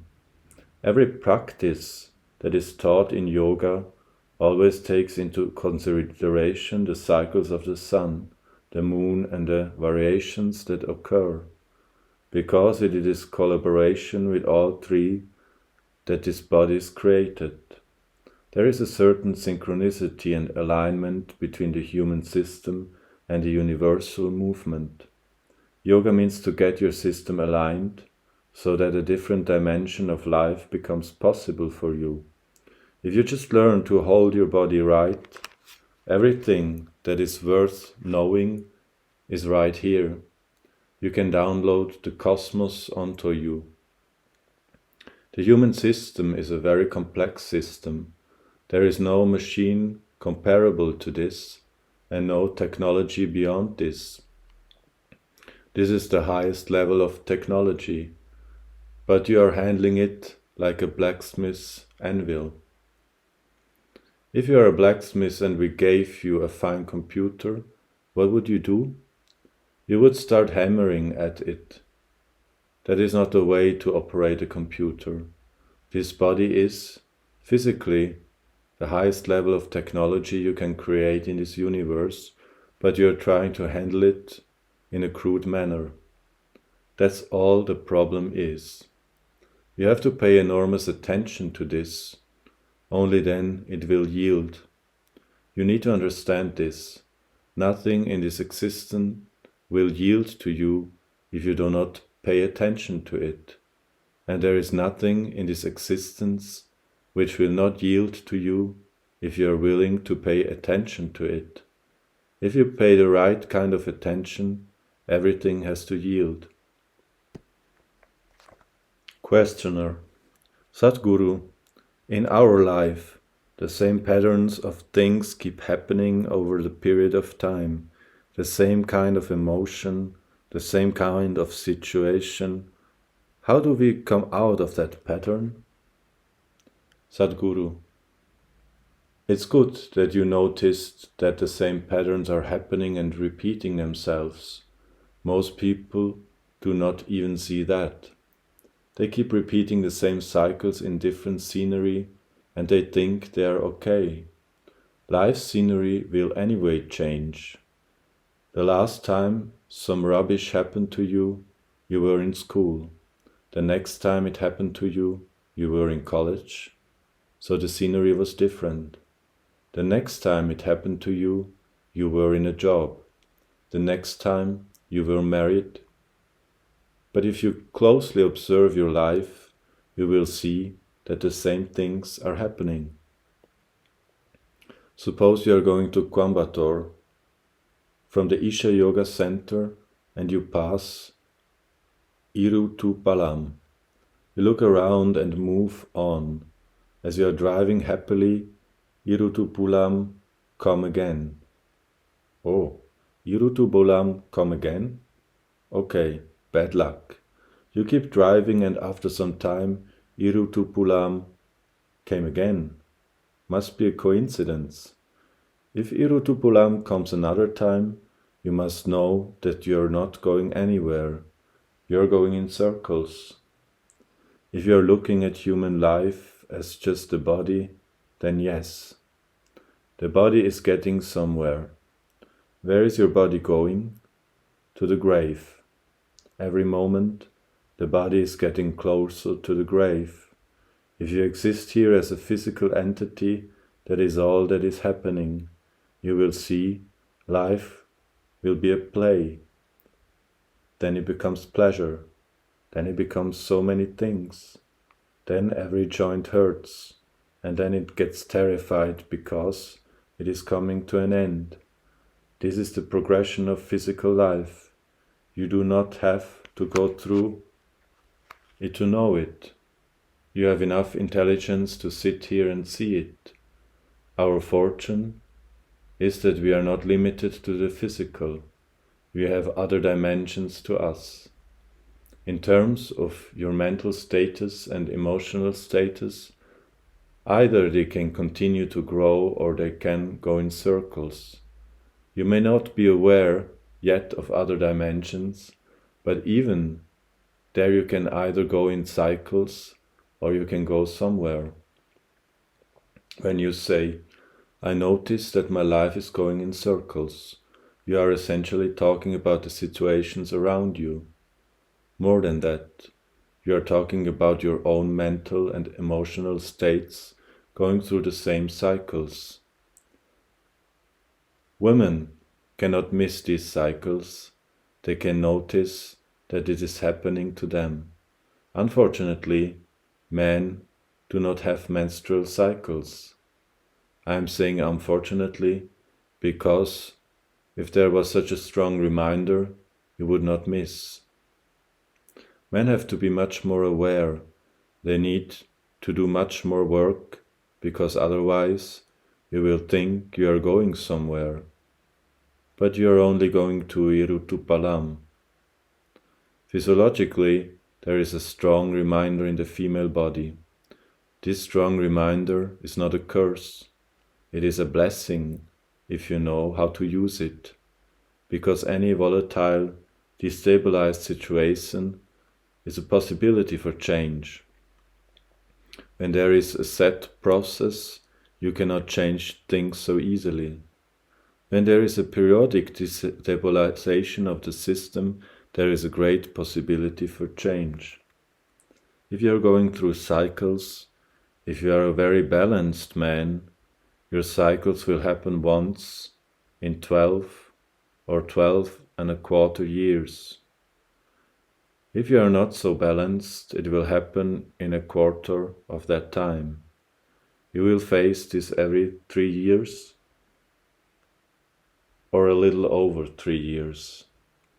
If you are not even that balanced, it may happen much more often, every 16 to 18 months. If your cycles come below 3 months, you shouldn't be here. You should be in a mental asylum. For sure, you are dangerous for yourself and everyone around you. You should be either dulled with medicine or chained to a bed because your cycles are so short. You will become dangerously volatile. If you do not stand up with a certain level of awareness and determination and a sense of going somewhere, you will naturally become part of the cycles because everything in the solar system is definitely cyclical. There are various kinds of cycles happening. You could become a part of the longest cycle that is happening here, that is relevant to human life, which is 144 years. Once in 144 years, certain things happen in the solar system. This is why we have a Maha Kumbh Mela once every 144 years. The next cycle is 12 a quarter years. The others are much shorter. These cycles can mean bondage, or they can also mean transcendence. You can transcend from one cycle of life to another, or you can repeat the same cycle. That depends on who you are. The difference between astrology and spirituality is this. Astrology is trying to tell you how these cycles bind you, and then this is the only way to live, while a spiritual process is telling you how you can get away from these cycles. We are not denying the cycles. That would be stupid. The cycles are definitely there, but we are looking at the possibilities of how you can slip away from these cycles. That is the difference. If you live here conscious of the cycles, your life will have a certain equanimity and a certain level of success, prosperity and well-being. If you're constantly looking at how to become free from the cycle, you are looking for your liberation. Are you looking for just well-being, or are you looking for liberation? That is the question. Accordingly, you must live. If your life is going in cycles and you are repeatedly coming to Irutupalam, and if you understand that you are not going to reach anywhere like this, it is time to change the pattern. I want you to observe. Is it happening once in 3 months, once in 9 months, once in 16 to 18 months, once in 3 to 3¼ years? Or it is happening once in 12 years? Do not start imagining all kinds of things, but it is happening. Whether you are able to notice it or not, it is happening. It is not happening only with your mental or emotional situations. If you are conscious, even physical situations around you will repeat themselves. It is so uncanny that even physical situations happen exactly the same way. Have you heard people say, "A snake's memory is for 12 years"?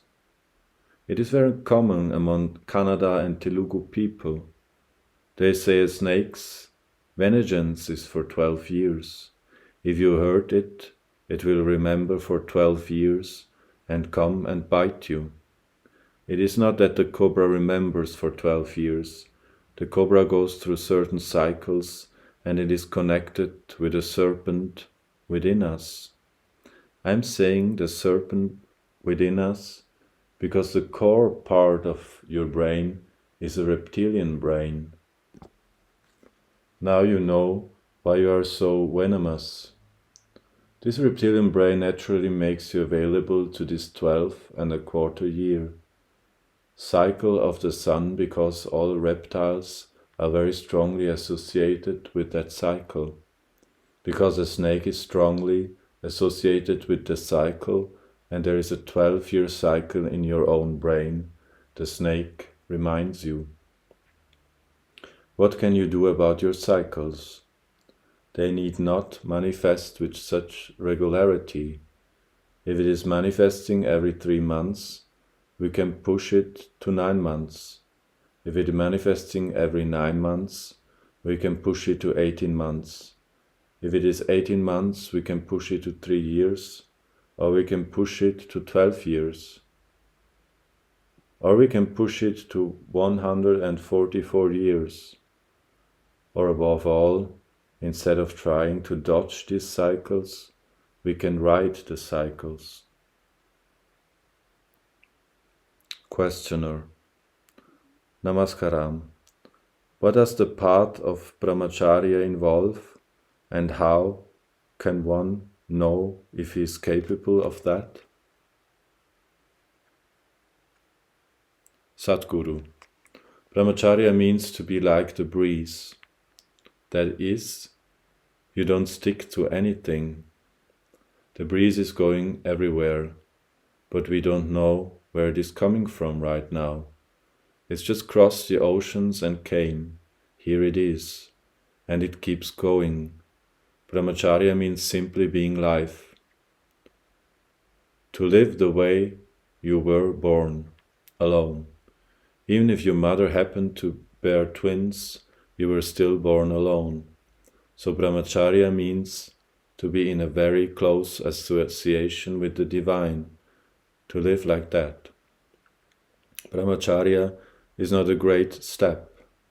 It is just to exit as life is. Marriage is a great step.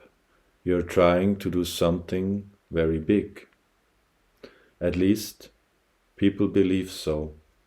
Brahmacharya means you did nothing. You allowed your life to happen. Just the Creator made you. You don't make anything out of it. So there is no step. If you don't do anything, you are a brahmachari.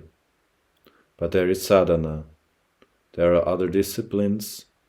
What is about that?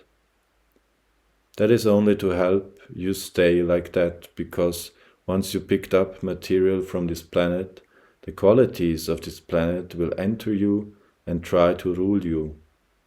One basic quality is that once you pick up earth, there is something called inertia. Even to wake up in the morning there is inertia, isn't it? To be on the path of the divine means not to give in to the way of the earth. One thing is inertia, another thing is the compulsive movement. If you pick up a piece of this earth, you become like the earth. It tries to take you in circles. Psychical movement is the basics of everything that you call as physical in the universe. If you move in a circle, however large the circle is, you always come back, even if you are not invited. We don't know whether the world wants you or not, but you will anyway come back because you are on a circle. Those who have realized that they are not really wanted around here, those who want to be on a straight path, for them it is the path of the divine, not a planetary trajectory. One takes brahmacharya as a path and a discipline instead of a natural process, so that they don't get into the cyclical motion of life. They don't want to succumb to this. What does this involve? If you are very conscious, it involves nothing. It is very simple. You wake up every day in the morning like you were just born. You go to sleep like you would die. In between, whatever is useful to everyone you do, because you have still not reached that place where you can exist without activity. You need to do something. The idea is that the activity should be never about you, because if it is, you will pile up entanglement. So, you constantly do activity which is not about you. You do so much activity that when you go to bed, you don't have a moment. You fall like you are dead. Then you wake up before the birds and get busy. The rest will be taken care by grace. You need not to do much because we invest a certain amount of energy to manufacture a brahmachari. Actually, it shouldn't be necessary. If they simply didn't do anything, they would be there. But the ways of the earth rule from within, because after all, you can't keep your body down. It has memory, it has a huge karmic pile, so it has its tendencies. This is the time she gets into movement. This is the time life bursts forth.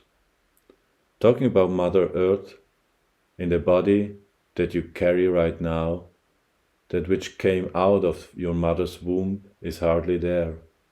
It is mostly gone. Today, whatever the number of kilograms you carry, it is all from Mother Earth. I'm not trying to belittle the genetic or biological mother. It is just that, if you are a spiritual seeker, it is extremely important you get the right perspective of everything. If you exaggerate things in your mind or with your emotion, you will point yourself in the wrong directions and waste a huge amount of time and life. If you love someone, you will exaggerate. If you hate someone, you exaggerate. If you like someone, you exaggerate. If you dislike someone, you will exaggerate. Exaggeration means, either unconsciously or intentionally, you are deviating from truth. Deviating from truth means you are working against yourself. One who works against himself does not need an enemy. This is called self-help. That is the beauty of your life. You are completely self-reliant. So, what do I have to say about mothers? We are grateful and we appreciate both our biological mothers and Mother Earth. We are here because of this mother and that mother. Every day of your life you should appreciate all these things and all the people who are contributing to make your life what it is today. When you wake up in the morning, the first thing is to be grateful that you are still alive, because from the time you went to sleep till the time you woke up in the morning, thousands of people did not wake up on the planet, but we woke up. Isn't it great? Shouldn't there be gratitude? Whom should I be grateful to? Just look at how many forces are working to keep you in place and keep you alive. The planet itself is like a pressurized compartment maintaining the perfect pressure. This isn't happening because someone is using a remote control and controlling it. Everything that is needed for your well-being is being taken care of by the Creator. I want you to understand you are floating in nothingness. You are not standing on a solid ground as you believe. The damn solid ground is floating in nothingness, and nobody knows the depth of that nothingness, and still every day it spins. Every day the sun comes up. Every day your life goes on. Shouldn't you be grateful? Every moment, every step that you take, the planet is not giving in and breaking up. Every breath that you take, the air is not escaping from the atmosphere and denying you. You don't have to think of all these things every moment, but one must be conscious that his life is not conducted by you. You did not give birth to this, The one who have given birth, you call her the mother. The one who caused it, you call him the father. But all these millions of motherly or fatherly forces are working every moment of your life. You did not ask, and you're not paying a bill for all these. Simply, everything is provided. So, for everything that nature and people around you are providing, shouldn't you bow down to everything in absolute gratitude? Because you are incapable of conducting your life without all these forces cooperating with you, without even being asked. If you don't appreciate this, if you have lost your consciousness completely, it is because you are too busy with some rubbish that is happening in your head. That is the only reason anybody can miss all this. Something that is happening in your head is important, because you think too much of yourself. So let's make every day Mother's Day. What is the problem? If you look at it closely enough, there isn't one thing in creation without which you can exist. Look upon everything as a mother. Today is the Tree Mother's Day. Tomorrow is the Mountain Mother's Day. The next day is your biological Mother's Day. The reason why these days have been fixed is because otherwise people will never think of their mother. Cultures have become like this. But if you are a little more conscious, if you remind yourself and look, the tree is giving me oxygen. They are supporting me every moment. If you recognize this with everything, everywhere that you walk, you will become conscious.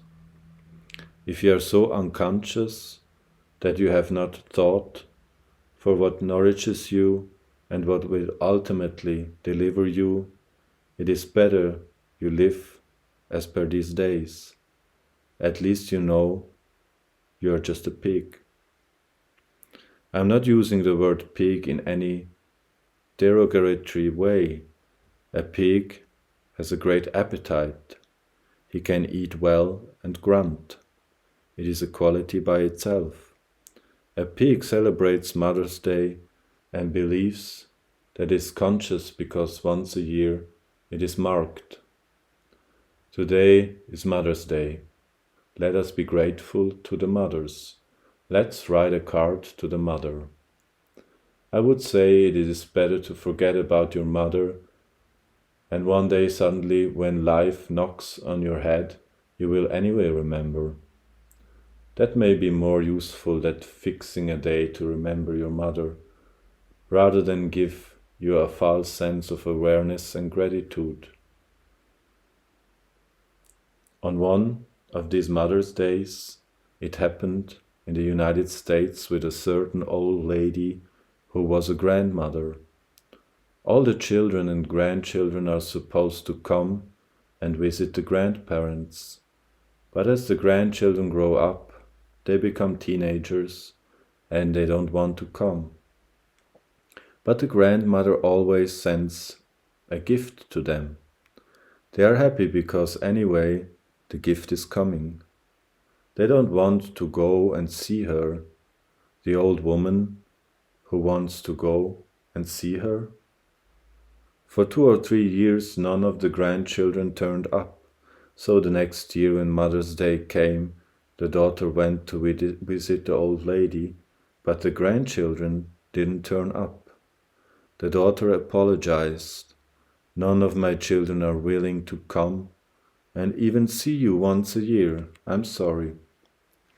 But the old lady was in a very chirpy mood and said, "Don't worry, this year all of them will come."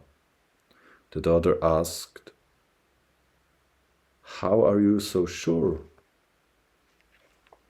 The old lady said, "Instead of sending them gifts, I sent them gift checks this time." So, Why will they come? The old lady replied, I didn't sign them.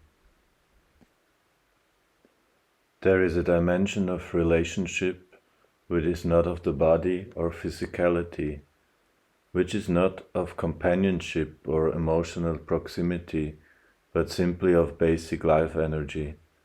If your sense of body, mind and emotions recede to a very minor aspect, you are generally a large sphere of energy. Then you could fit perfectly well and for good. When I say for good, it could be taken beyond life and death. It is in this context that the traditions always held the relationship between a guru and a shishya or disciple as of the highest order, not because they love each other more than you love your child or your husband, but because these three aspects, body, mind and emotion, which are essentially individualistic, have been kept aside. Now it fits. If a relationship is formed on the level of your energy, it does not matter which part of the world you are in.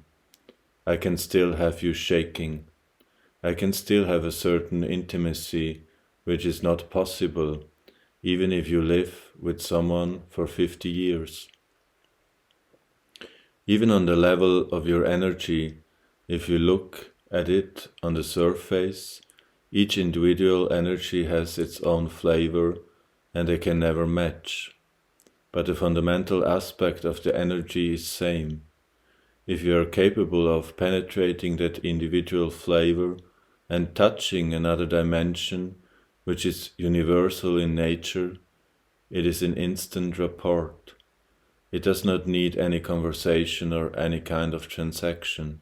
It's just a union. Relationships are not about compatibility, companionship, or about extracting happiness from each other. Relationships are an opportunity to achieve some kind of union which will pave the way for a greater possibility. If that does not happen, a relationship is more of an encumbrance and hurdle than anything else, because when you hold relationships, you become even more exclusive. The only way you can become free is to become inclusive. People always understand freedom as, I will do what I want to do. I will be where I want to be. People understand freedom as exclusiveness. If you become exclusive, you will become a bondage by yourself. Your very existence will become bondage. The more exclusive you make yourself in your thought and emotion, the more excluded from the life process you become. The only way you can know freedom is by inclusion. The fundamental dimension is inclusion. Inclusion not in terms of I love you, you love me. That may be needed on the surface to make you willing, but love is a solvent, not a solution. It dissolves the rough edges in you and brings you a little closer to people so that there is a possibility, but it is not the real thing. When you hold a relationship with someone, the closer it is, the more excluded from the rest of the world you become, because now you have a party to your exclusiveness. You have formed a small clique where you do not have to look out at all, especially if it is going well, then you become completely excluded from the rest. It is not going to take a human being to a better place. It can only take him to a more entangled situation in life. If you do not consciously evolve your ability to form relationships with everything around you on that dimension where there is a natural union, you will never know the joy of being in this world. You will only know the fear and anxiety of being in this world. If you know this union with everything around you, Just to be in this world can be an absolutely incredible ecstatic process. If you can just look at a mountain and burst into tears, if you can look at an insect and not feel love, but just feel it as a part of yourself, if you understand the intensity of life that is happening, that intensity is an explosion which will not allow you to be exclusive. It will naturally make you all-inclusive. Every creature here, however small or big, is continually in a relationship with the rest of creation and also with the source of creation. If there already is an inevitable relationship, what is there to do? Just change the quality of the relationship. You can sit here cursing this planet, or you can sit here blessing this planet because it is giving you a piece of place to sit down upon. It is a big difference in the way you hold a relationship. It is about changing the relationship. If the relationship is only on a physical level, you will know certain things. If it is mental, you will know other things. If it is emotional, you will know different kind of things. But you will still not know what it is. Do you see? From the moment of your birth till now, many things about your body have changed and are continuing to change. Similarly, many things about your mind and emotion are changing and continuing to change. Even if you have frozen it, still it's changing. In a way, the whole spiritual process is about changing your relationship with the existence from being just one of the body, mind and emotion to a subtler dimension of existence. All knowing comes just from this. It is like this. Because a sage is an empty page, just about anything can be grasped. If you already wrote something else upon it, it would be confusion. All the big, elaborate and confusing talk about karma that is going on just means that you are not an empty page. Too much is written already, so whatever else is written is going to be lost. It does not matter what is written on a page, which is already full of stuff. Whatever you write and however valuable what you write is, it is going to be missed. That is why in this country people look at you and say karma. All the spiritual sadhana is not to become knowledgeable, but to become an empty page so that anything can be projected. If you become an empty page and remain one, you can project life upon it. If you have been to the local theater, any number of movies have been played upon that screen, but it does not distort anything because light is a subtle thing. If they had used a crayon or a paintbrush, those screens would have been discarded a long time ago. So it is about moving your relationship with existence from that which is physical, mental and emotional, which will leave marks and never allow you to have any empty page, into an etheric state where your relationship is far deeper and much more profound, but subtle in such a way that you can play any kind of cinema on it. The moment it is off, not a trace left. If the previous movie left even a little bit of trace upon the screen, the next movie would be a disaster. That is all that is happening right now. The previous movies have left impressions. Are you ready for a joke? Shankaran Pillai went to the United States. He was sightseeing in Washington, D.C., particularly when you go on a tour and when you go sightseeing, for many couples, that is when big arguments happen because the wife wants to express all the suppressed aspirations at that time. She wants to do this, she wants to see that, she wants to eat this, she wants to go there. Suddenly the husband is having problems with his new woman. This couple was walking on two sides of the street. As usual, some long-haired people were protesting against the war in Iraq. Always there is some war, and so make love, not war. Boards are everywhere in the city. Shankaran Pillai went and looked at it. He said, "Get married, you'll have both. You just have to change your relationship with the existence and with the Creator." How? You need to understand this is not a relationship of choice. Whichever way you have to hold a relationship, you cannot help it. Can you sit here not connected with any aspect of creation or Creator? You may be unaware of it, but there is no way. Unless you transcend everything that is physical absolutely. Otherwise, whichever way you sit, stand, or sleep, you are holding a relationship.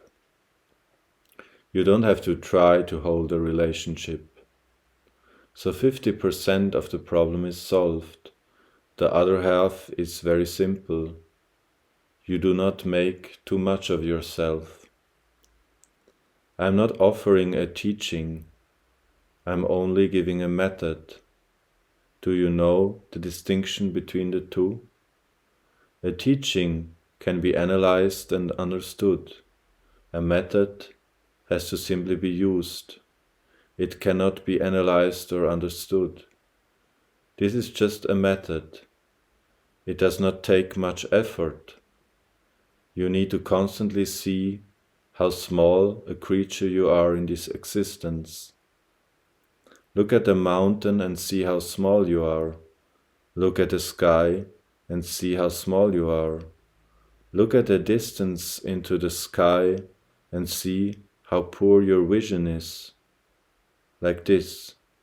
Put yourself into the right place. I'm not saying depreciate yourself. I'm saying be realistic as to who the hell you are in this creation. You do not have to appreciate or depreciate. You do not have to lie to yourself. Simply see what is your place in this existence and constantly keep reminding yourself, this is all I am, a speck of nothing in nothing. Who the hell you are, what you think of yourself, your greatness, these do not mean anything. Even if you disappear tomorrow morning, the whole world will be fine. This is so for you, this is so for me, this is so for everyone. The more people do not understand this, the more idiotic their lives will be. The more they come to terms with it, the more intelligently they will live. Intelligence is not about being intellectual. There are intellectual people and there are intelligent people. Intellectuals are knowledgeable. Intelligence is not about being knowledgeable. I know too much nonsense has been fed into you, especially if you come from Western societies. They told you God is love. You do know for sure, isn't it? If life is buggering you, then you will think God is torture. If life is going well, you think God is love. You do not know whether He is love or compassion or all the other nonsense that people talk about Him. But if you look at every atom, every cell, every leaf, every tree, every creature, at just about everything in this creation, one thing is manifest. that he is super intelligent. His love is not manifest. Your neighbors could be loving, but you do not want to acknowledge them, so you say God is love. You do not know about the Creator's love affair, but you cannot miss His intelligence. Wherever you see, the Creator's intelligence is manifest. With all these brains of yours, after so many millions of years of evolution, we cannot even put one atom together. Intelligence is one single quality which is manifest in every possible way. And if you look at this intelligence, one of the foremost qualities of this intelligence is, it is a non-discriminatory intelligence. Discrimination comes to you because of intellect. Intelligence is non-discriminatory. If you just get this one thing going within you, that you are non-discriminatory, it does not matter whether someone is big or small, you look at them the same way. Someone is a man, someone is a woman, you look at them the same way. Someone is God and someone is demon, you look at them the same way. A mountain and a molehill, you look the same way. If you constantly practice this, that you see everything as the same thing, that is devotion. You bow down to whatever you see. To God also you do the same thing. To someone else also you do the same thing. You see a cow, you see a tree, you do the same thing. Because devotion is a non-discriminatory intelligence. If you become a discriminatory intelligence, then you are moving further away from that which is the Creator and becoming one little fragment of creation. You become a speck of creation, a speck which is bloated within itself, thinking it is too big.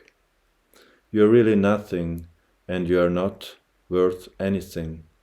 In this cosmos, if the whole planet disappears, tomorrow it means nothing. It is that insignificant.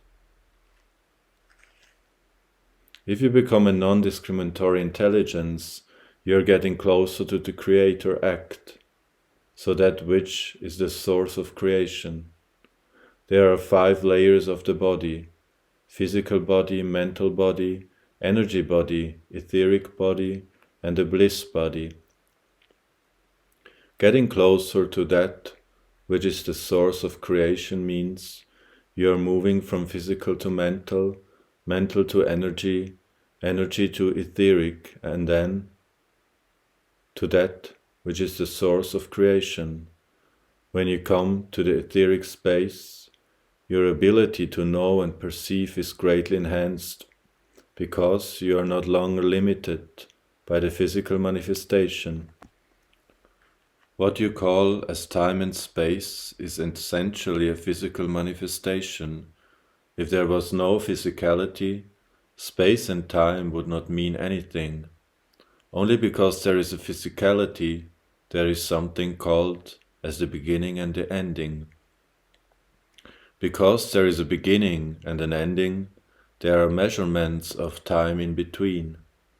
If there was no physical existence, there would be no such thing as big and small. If there is no such thing as big and small, there would be no such thing as space. These two realities of time and space are what humanity is right now experiencing as life and death. Only because there is time, there is life, and there is death. Only because there is space, there is something called as you and me, this and that. Changing the relationship means everything is just this and this. Questioner: can I attain mukti or liberation while remaining in a martial relationship? because people get very attached to one another in a marriage. Sadhguru: in any relationship there is attachment. Most people know relationship only as attachments. This attachment is not with the other person. Your attachment to your husband or your wife is not a big thing. You're attached because you have no other way. If you had some other way, the attachment would drop. Don't think that giving up your husband or your wife is a very great thing. If the person whom you are attached to suddenly becomes distasteful, your attachment would evaporate. If you don't like that person due to some act they do or something they say, your attachment disappears. This must be clearly understood.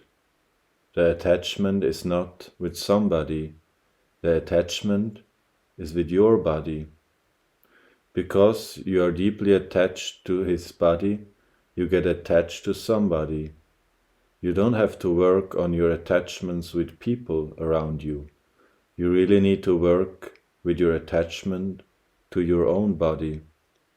As you release yourself from this, you are free from everything. The sense of body is so big in the human mind. The purpose of a spiritual process is to transcend that, because that is the greatest trap. Your identification with the body is the basis of your entanglement with every other body. If you are not entangled with this body, you are not entangled with anybody. In sex-based relationships, where this body is involved between two people, the attachment always deepens. On the spiritual path, people are talking about brahmacharya, or not getting into these kinds of relationships. Not because they are against relationships or the biology of life, but only because such a relationship deepens the attachment. What kind of relationships you hold and what you are doing in your life is in one sense irrelevant, but in another sense of creating the necessary supports, it is relevant. Whether we want to create a supportive situation for ourselves or not could vary from person to person. Some people need this kind of relationship to go ground them a little bit. Otherwise, they would be too disturbed to seek anything in their life. If you are capable of flying, it is beautiful. But when you are not capable of flying, and if you are not grounded, you will be lost. It is a kind of grounding. It holds you down. If you look at it in one way, it is a reverse process. But right now it could be useful to you depending upon what stage of life you are in.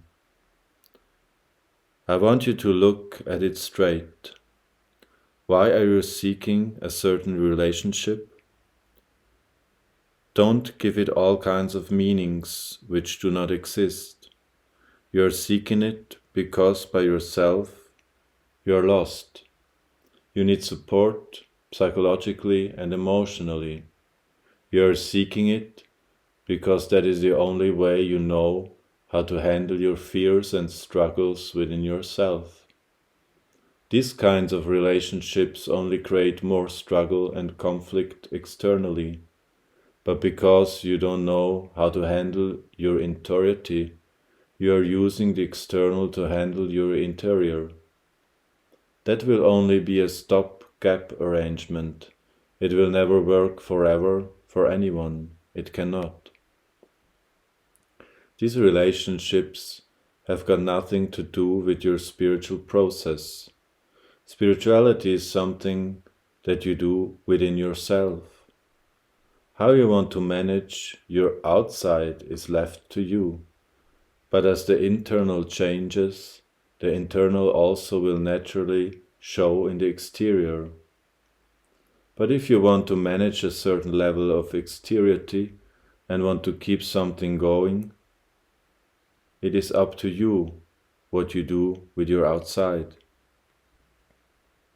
Questioner: you said some relationships can be taken beyond life and death. Can a relationship between the master and disciple in a previous birth be carried for lifetimes? Yes, definitely. Generally, this is the only relationship which can be carried for lifetimes. The work continues. Husbands and wives, lovers, coming together again for lifetimes because their love was so strong is rare. Generally, it is master-disciple relationship which gets carried for lifetimes. All the other relationships come together from convenience.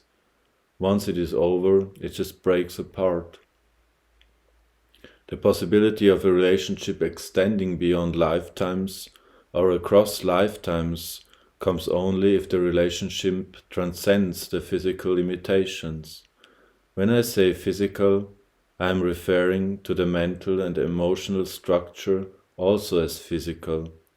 Generally, it is only the guru-disciple relationship which extends this way, though there could be a few examples of other relationships going beyond the physical limitations. This is because the guru-disciple relationship is for always. Even if the disciple has no idea of the guru's being, the guru's business is only with the disciple's being. This relationship is always energy-based. It is not emotion-based, mind-based, or body-based. An energy-based relationship does not even realize whether the bodies have changed or if it is the same body. It just continues till the energy reaches dissolution. There is no rebirth for the energy. It is only the body which is reborn. The energy just continues as one flow and accordingly carries the relationship also as such. So, definitely, this is one relationship which is carried on. Questioner: so if someone had a guru in a previous lifetime and now they are sitting here with you, then what happened to their guru?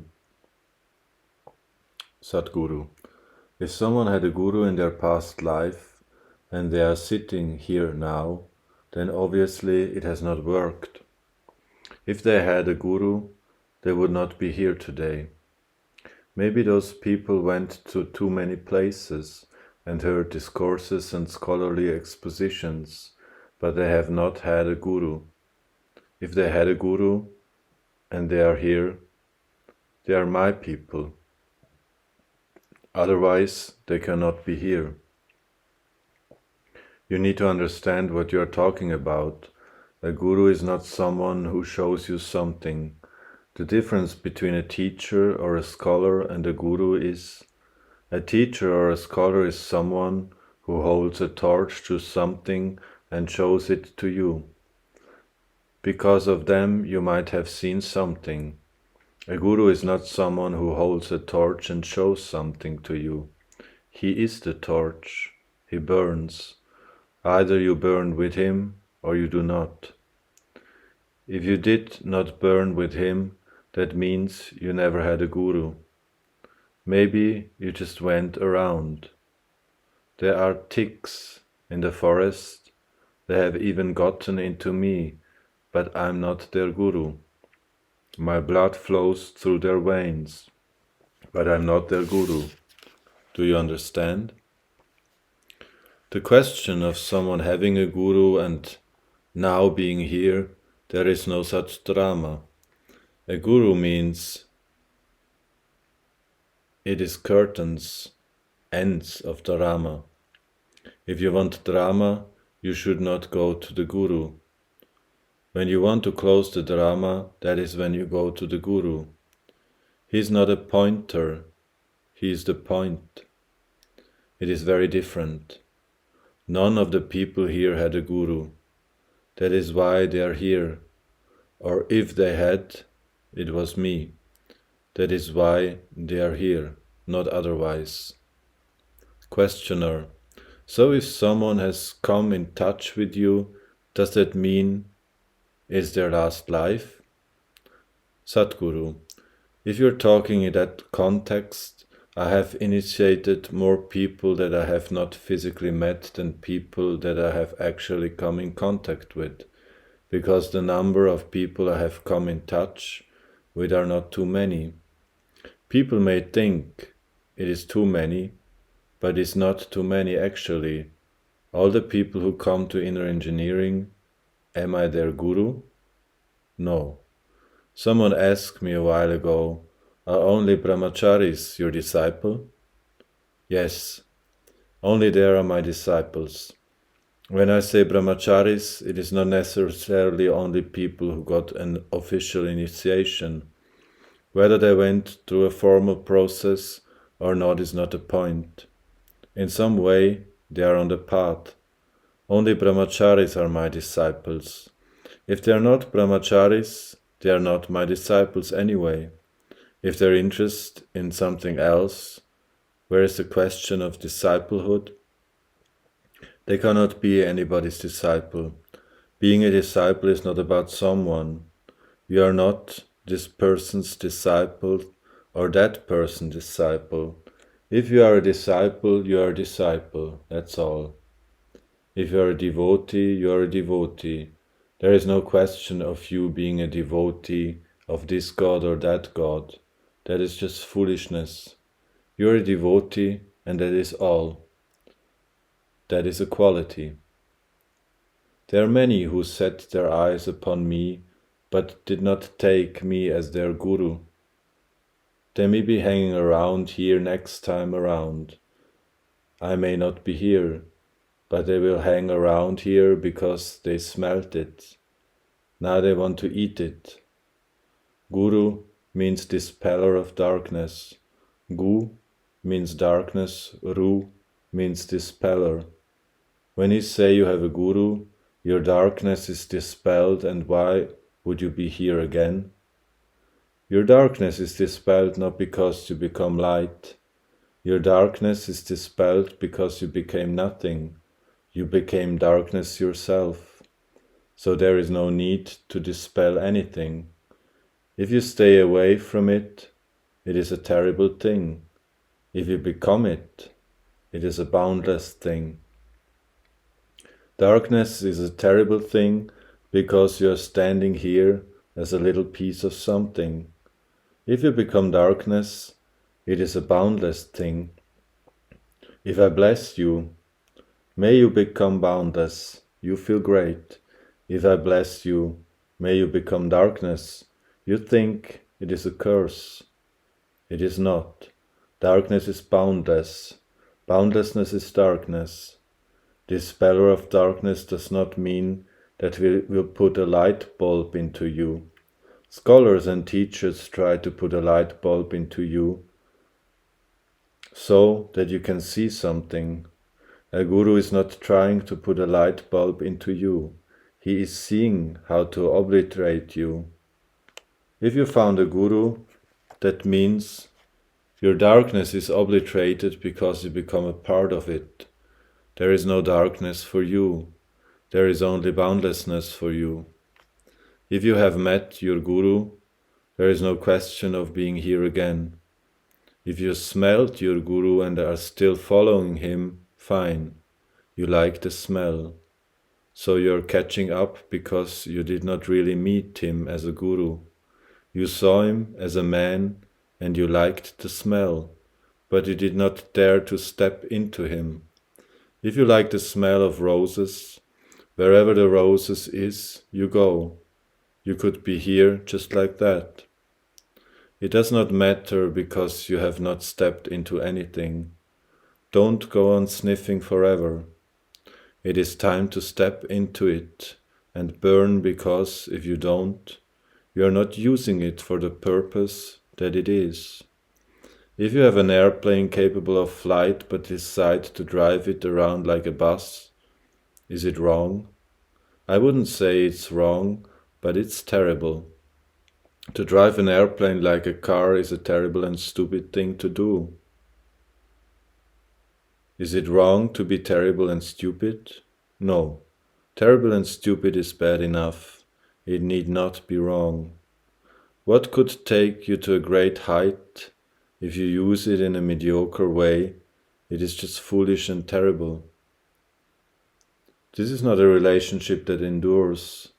If you make this relationship, everything ends. When everything ends, when all things ends, a dimension which is not a thing will happen. It is that which this being is longing for, when it is seeking expansion. It is a natural goal. It is just that there is too much diversion on the way, and with every diversion that is taken, people start propounding philosophies as to how this is the right diversion. Suppose you are traveling somewhere and you found the normal route is obstructed and have to take a diversion.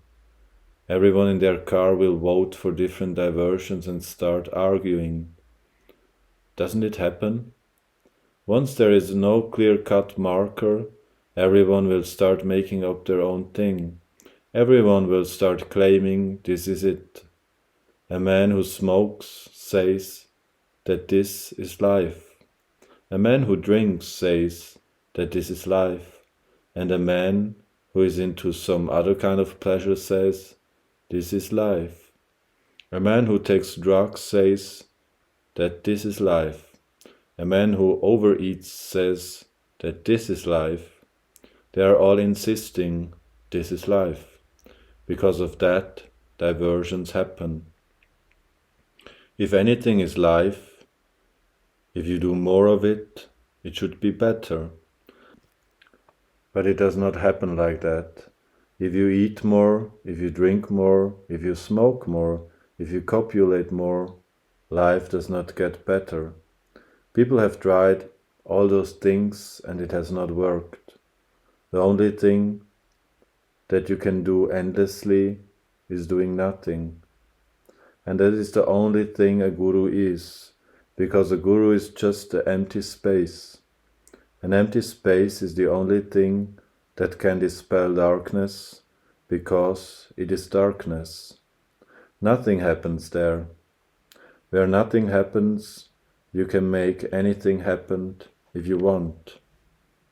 A guru is just an empty stage. If you enter there, he sets up whatever kind of drama that is necessary for the day, but he is actually an empty stage. 4 walls with nothing inside. If you step in, you will also become nothing. There is no other way. You looked at him and listened to him. That is not it. You have got to step into him. That is when he is your guru. Till then he entertains you because he is setting up the appropriate drama for the day. If you stepped into it, there is no sitting here once again. Such a thing does not arise. If you have not, you only smelt it from a distance. Maybe you have taken addiction for gurus, so you are following them. But if something deeper than the body and the mind happened to you, there is no sitting here again.